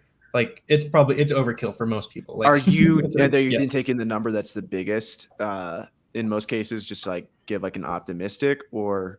I mean, a lot of times. Often it's just kind of down to feel. Like how fast did you sell it per days that you were in stock, and then multiply that. That's like one of the easier ways to figure it out. And then we also, with OA, especially, half of the value in you guys building this business is the long-term effect. So one of my VAs does not source any new leads. He just looks through our catalog because it's like tens of thousands. And so anytime a sale rolls back around, we say, hey, go look through the 500 products already found on that website. Yep. Do any of you guys use artificial intelligence in your business? Not at the moment. I use GPT for like content stuff, but not often for Amazon. I use it for content. I use Opus.pro. Like it could chop up this content. This content's not great to chop up because we're on 4 different screens. We use ChatGPT for merchant fulfilled tickets. So somebody messages us. I have instead of my virtual assistants, they mess up. They have broken English. So instead of having them mess up, they just put it in ChatGPT. It comes out. Sometimes it's a little cheesy, but it's better to have perfect sentences, in my opinion. So. See what else we got. Should I go mainstream websites for online arbitrage or try lesser known websites? Both are good. You can start with big sites. Yeah, I mean, there's good stuff on big sites, and you're probably more familiar with those brands and that kind of stuff. But if you're just genuinely starting, you should not go straight to the sites. You're gonna have no idea what to look at. You should reverse source. I've only done books. Can you just list the same way on Amazon? Like when you list books, it all goes to the same inventory list. Yeah, like so when you list products, I recommend dividing your batches, your shipments to Amazon by category. So do books in one category, do like clothing in another. That way, it's going to prevent split shipments, but it's basically the same exact process. Some items do require polybagging, but pretty simple. Top stores for retail arbitrage, Mr. Jameson. I still like, I love Target if the opportunity is right. Walmart can be good. I love GameStop, Lego. I source at a lot of smaller chains. I just go a lot harder at those chains. Stores the size of like GameStop, like stuff that's like a little bit off the beaten path. If you learn their system, you can do really well with their rewards and sales and stuff like that. Yeah, Jameson, for GameStop, how often do they do those sales? Like that's not even a website I've thought to source on before. Dude, they probably run sales every month. I mean, I probably only shop them, maybe 10 times a year. But I go really hard when I do them. Okay. You do them? Wait, you said you do them? When I As a new seller, what are some good strategies to manage cash flow? We're going there, Avery. Yeah, we're going there. That's what happens when Jameson comes on. And he's 40 years old. He brings out the child in me. All right. I feel like my dad's around. Just kidding. As a new seller, what are some good strategies to manage cash flow? I'll let Warner take that one. FBM. If you're brand new, you can ship straight to the customer. It's going to be way slower, but like right now is the time to do it. If you guys are not merchant fulfilling, you're not serious about your business right now, I don't think. And you can clip that. There's a reel right there. Clip that. Right now, back to school, there's so much stuff that's in hot demand. It's twice as fast with cash flow because you don't have to ship it in to wait to get your money back, merchant fulfill. And then once you know what you're doing, look at like a Plum or something with a longer payback period. This is an interesting question. How do you open a case log for an Ungate that won't work? Make a new case. Don't reopen the same case. Get a new rep who knows the rules. Mm-hmm. And what's your advice if you're having trouble getting ungated in like a particular brand or category? I mean, keep submitting. Worst case, you can always buy another profitable item and rip that invoice and eventually get through. Have you heard of people requesting approval and then getting red restricted on brands starting out? That actually happened to one of Taylor's friends, where like they requested so many times that Amazon just said, nope, no more. Interesting. Dang. I mean, Yeah. submit a legit invoice. Were they doing like the blank paper method or like? They use the same invoice that got Taylor ungated, but Taylor's account is obviously has like a lot more sales. Right. So Sometimes we like to add notes, like I've helped people get ungated, like adding the notes like the ASIN and like trying to like obviously not like allow for like some robotic review, like have a human be able to review it. Sometimes the notes definitely helps. Jameson, when you started out with little to no money, did you start with FBM? Honestly, when I started out, I didn't even know what FBM was. So I just did FBA. I was doing eBay at the same time, like probably selling maybe like $1,000 to $1,500 a month. So, I mean, I had a little bit of cash flow, and then I just kept, buying Amazon product. As I would get a little bit more money from eBay, I would go and buy a product for Amazon, and I would just do FBA because that's all I knew. And I mean, I wasn't even good at that. Jenna says, and shout out to Jenna, she came to Costa Rica with us. How about a brand restricted that's not accepting applications? I can speak as a bookseller. We have popular textbooks that you can't apply for. Doesn't mean you're 100% going to be able to sell the book. I only know like a handful of people who can, and they paid tens of thousands of dollars to contact Amazon, to contact the brand, to like come up with a solution. So that's like a very niche thing for popular books. But have you guys ever heard of like red restricted items? Any strategies on how to get around that? I mean, if the brand's not accepting applications, then they're just not. Like you'll see it with most of the brands, like like It Cosmetics, Clinique, like those brands that went direct through Amazon. Like you just can't get ungated anymore. Yeah. Q4 strategy. Should we start sending in items for Q4 now? Probably not. Not unless you got a bunch of money. Like Yeah, storage fees are going to kill you come October, November, December. Yeah, I mean, just send in items that sell well now, and then I would say like October, start loading up. Yep. Yeah. What's the date where they start doing the storage limits? They start cutting them. What's that date again? Or is that just last year they slashed them pretty aggressively in November? So we're gonna make sure we're sold through all our junk in October this year. Yeah, they've done something different like every year, so we just don't know what's going to happen. Yeah, it was restock limits, capacity limits. I wish I could just mark my calendar, and prepare. If it's one thing we've learned, we just have no idea what's going to happen. For our yearly storage limit aneurysm. Thank you. When you do FBM and free shipping, you just buy cheaper or charge a bit more to cover shipping and not lose money?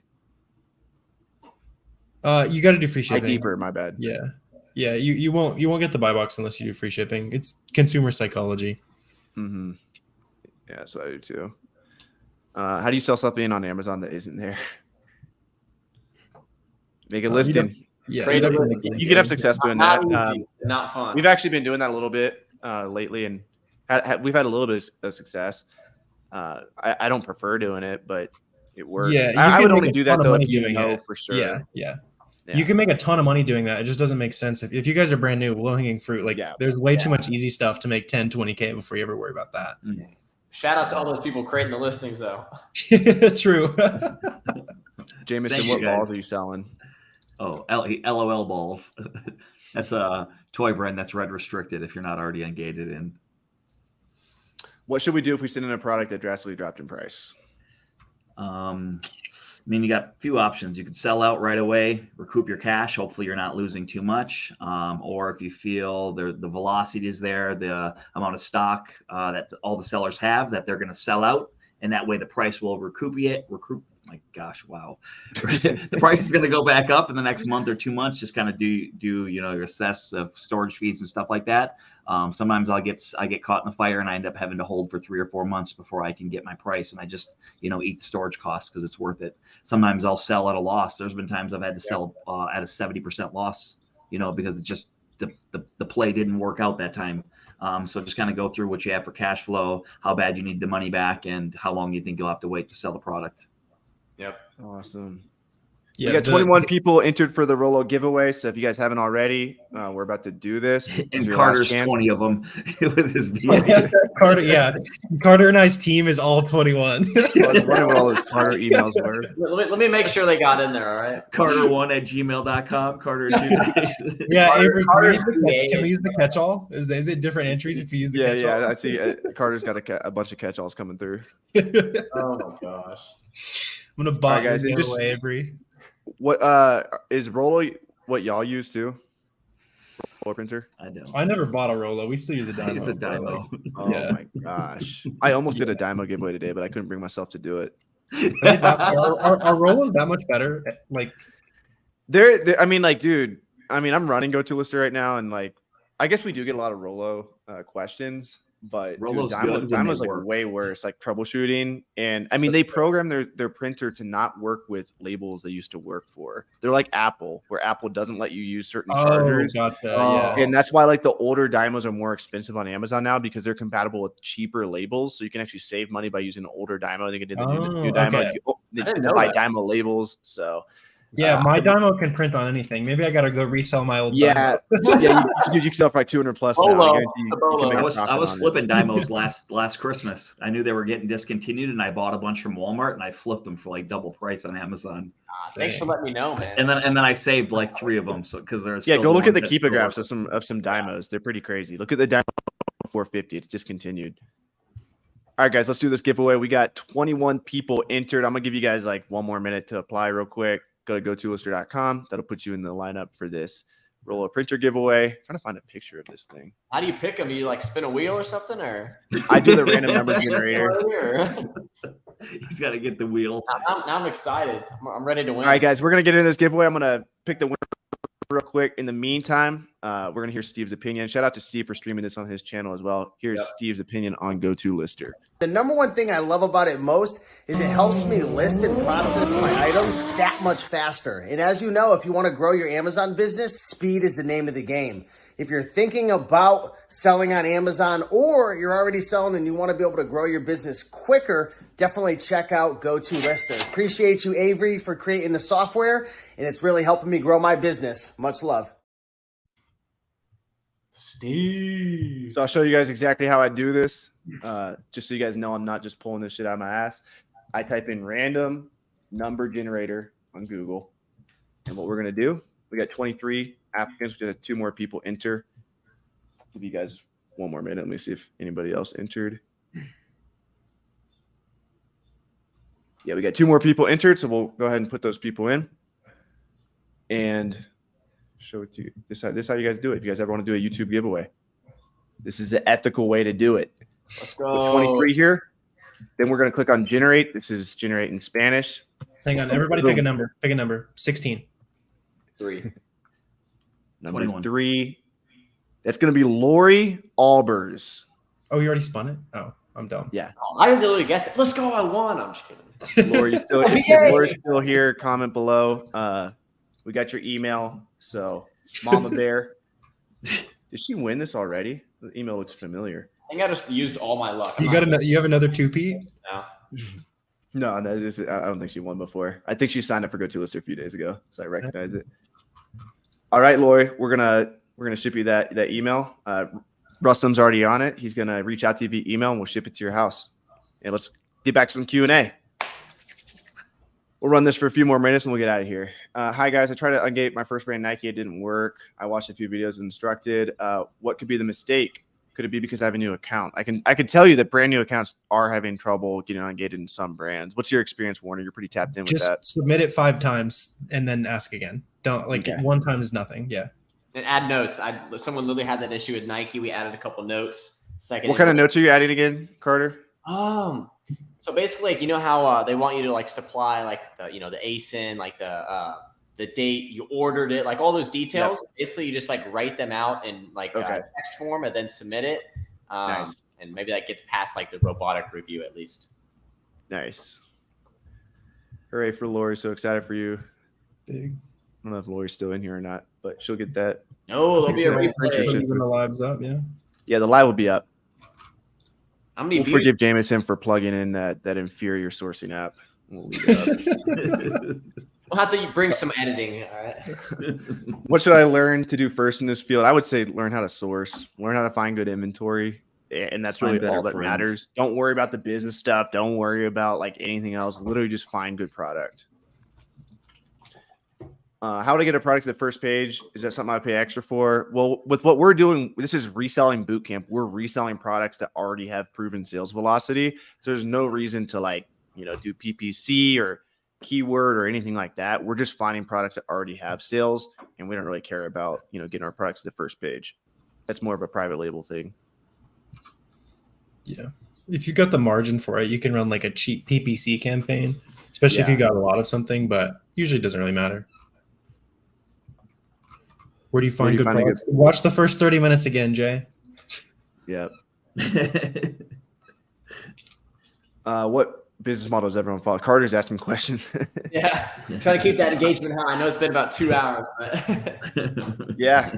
Use books. Even though I'm making a pity party about my Amazon account being shut down, we'll still do about $1 million a year in used books because I have a partner that I sell textbooks with. And then I was doing $90,000 a month with Wholesale before Amazon decided to pull the plug on me. You can get creative.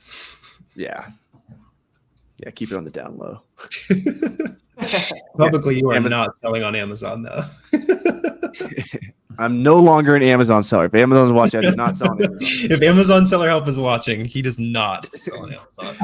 Obviously, they're not watching. I think if they were watching, they would actually look at my case with some brains, but it's not happening. Probably. It is a very messy case. If you guys want to read the whole thing, go to roamwithroamer.com/blog. If you guys want to help out, /blog9. Just go to roamwithroamer.com and you'll see it. How do I keep track of money spent and earned? I'll let Warner, you take that one. Do you put everything in your SaaS spreadsheet? Yeah, put it in a spreadsheet and then plug it into your GoToLister account, Avery. Come on now. Yeah. That's a softball. Well, that's what we need is a SellerAmp integration. But if you purchase something, you're not going to be able to enter the listed price until you list it. So, yeah, that's why I passed it off to you. But pretty soon we will have, like, when you purchase something from SellerAmp, you'll be able to export it to GoToLister. And it'll have all your inbound items in there as well. What are you laughing at, Jameson? Are we? Side hustle.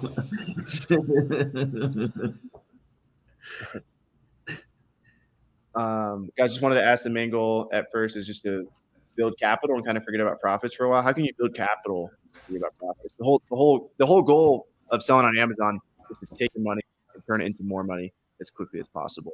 That comes with finding high return on investment products and products that sell quickly. So if you're going to sell products with lower return on investment, make sure they sell fast.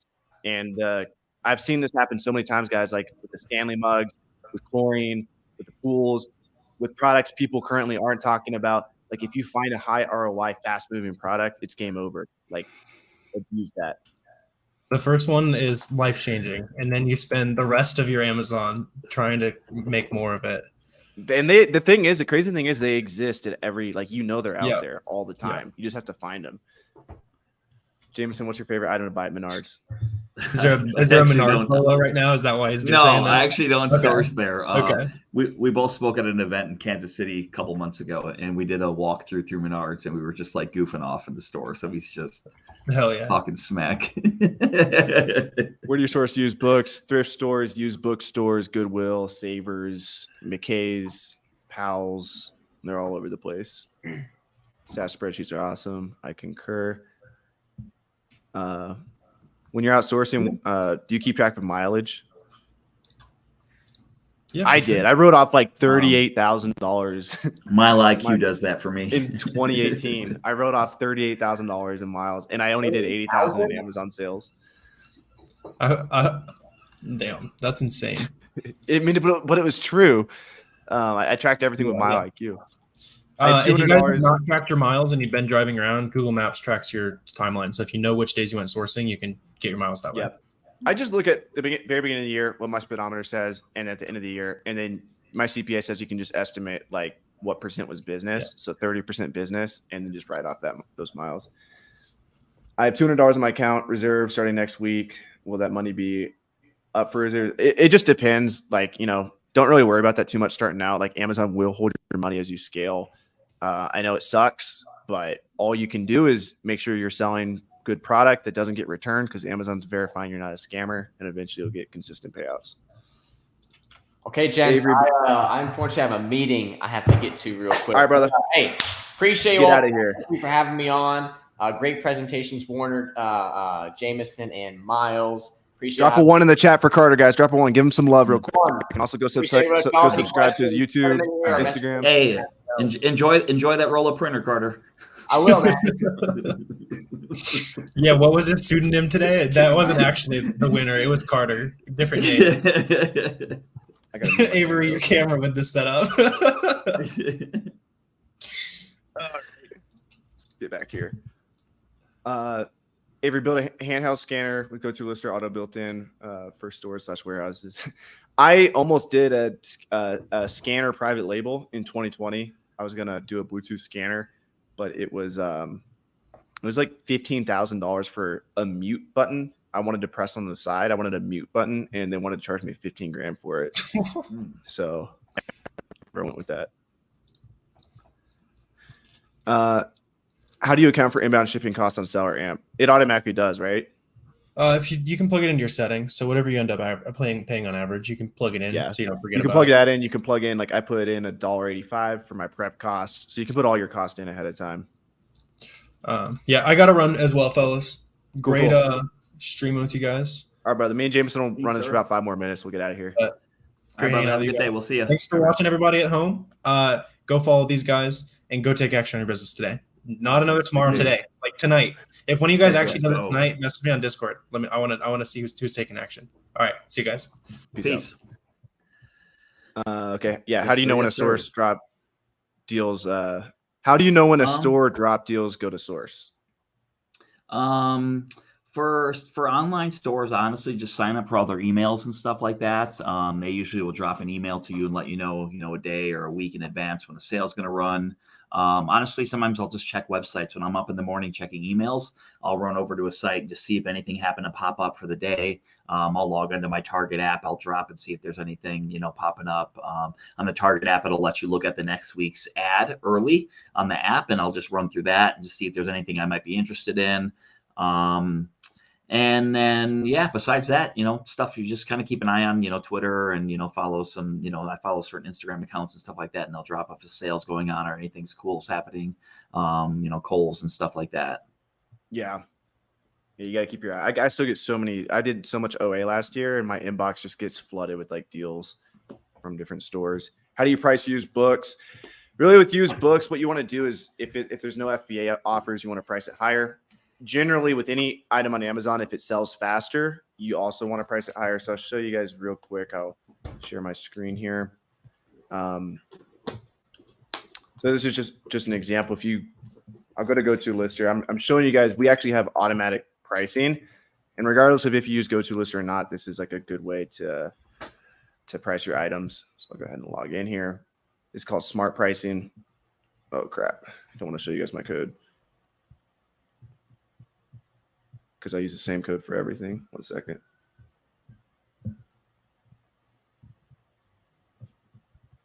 Yeah, no FBA offers means price higher. If the book's a fast-selling book, obviously price it higher. You guys worked hard to find all the inventory that you send to Amazon, so you might as well get paid as much as possible for it. A lot of people make the mistake of freaking out. They paid a lot of money for their items, and then they just sell it far too cheap. So what you can do in GoToListers, we use smart pricing. So if the book's between 1 and 125K sales rank, we try and price it at the 4th highest FBA offer. That means if FBA offer 1 is $10, FBA offer 2 is $12, FBA offer 3 is $15, and FBA offer 4 is $20. We're going to price it at $20 if Amazon's API shows us this information. And as you can see, like the higher rank the book goes, the lower we price it. And for all categories on Amazon, you should generally be following this rule. Like if you're selling a Nike product and there's no FBA offers and it sells for $40, you should price it at $45, $46. With used books, for some reason, Amazon is really generous with the buy box. One time I sold a Jewish set of books for $2,000 when the lowest price was $1,300. So Amazon, it's called the Prime Bump. You can sell your items FBA for a lot more than merchant fulfilled. And if you're patient, you can sell your FBA items higher than other FBA sellers if you wait for those sellers to sell out. So GoToLister knows this. And for used books, we price your items higher automatically. When you're doing other categories, you guys should have a pulse on, what you want to sell it for anyway. So we don't automatically price. We do automatically price your other categories, but like used books, we've really dialed this in for. So if you guys sell used books, smart pricing with GoToLister is going to help you out. Best place to go to help to get ungated. I mean, you've heard from us. Just go on YouTube and type in how to get ungated. Like, there's so many different videos. Walmart receipts work. Kohl's receipts work. Basically, like, if you're asking about, like, if it's any big name brand website or retail website, it's probably going to work for an ungate. What about wholesale accounts to buy in bulk? Any advice on this? You do a lot of like liquidation type wholesale buys, right? Yeah, like not like liquidation in the sense where I get like pallets with a bunch of random stuff. Everything I have has invoices and like I know what I'm getting and stuff like that. I just buy, I guess the word closeouts. Like I buy the last of the inventory, probably, you know, hopefully on the planet. Honestly, I started at just going to ASD in Las Vegas. You know, finding a trade show. And you don't even have to attend the trade show. You can get the list of all the vendors at the trade show. If you know, Google, you know, the ASD trade show in Vegas, and you can get a list of all the vendors at that trade show. And then you can reach out to them if you want to, and then figure out what category you want to jump into, whether it's beauty or toys or, you know, health and beauty, shampoo, grocery, or whatever, and stuff like that. Yeah. And another good way, if you guys want to get into wholesale, I mean, just type in like the name of the category, like let's say beauty, and then type in distributors on Google. You guys can also contact the brand directly and ask if you can purchase from them. They're likely going to tell you no, but then you can ask a follow-up question. Hey, what trusted distributors do you have? And then use the list of distributors they give you, reach out to those guys. And that's a great way to find distributors. Message the brand. They'll tell you no, get a list of distributors, and you can order from them. I've also had success this year doing wholesale, reaching out to my friend reached out to brick and mortar, and we basically order through the brick and mortar, and then the brick and mortar sells to us. That's another pro tip. There's so many different ways to do wholesale. Just keep trying. But once you find a good wholesale relationship, you can really run up the spend. Moham's asking, who did I use to develop the app? First, I used Indians. It was terrible. That was back in 2021, and fired them. And now I have a partner down in Florida, Dom. Shout out to Dom, and he's my partner in business. What's the blog name to see your story about Amazon? Why you kicked us off? Go to romertheromer.com. I haven't added a hyperlink on it yet, but I'll add one after this. Go to romertheromer.com/blog, the number 9, and you'll be able to read my whole case. And if you guys want to help out, you can email an Amazon executive. All right, y'all. I think that about wraps it up. Thanks, Jameson, for coming on. Be sure to subscribe to Jameson's YouTube channel. It's right here, and all the other wonderful speakers. And yeah, let's do this again sometime, man. Awesome. Smile. Let's get a quick pic, bro. Awesome. Look at those white teeth. Oh, we got one more question. Is there a book that can teach us the whole process from beginning to end? There's tons of courses out there. I mean, Miles, Warner, me, everyone had Carter. We all have a bunch of YouTube videos. Go to starthumble.com if you guys want to start Amazon with like little to no money. I have a free course that shows you how to like get your first few thousand in profit with basically no money. And then oneaceandaway.com is also my free course. And you guys can also go to like the Amazon Launchpad, that Discord, watch all the videos on YouTube. There's tons and tons of free information out there. All right, guys, much love. Peace out, y'all.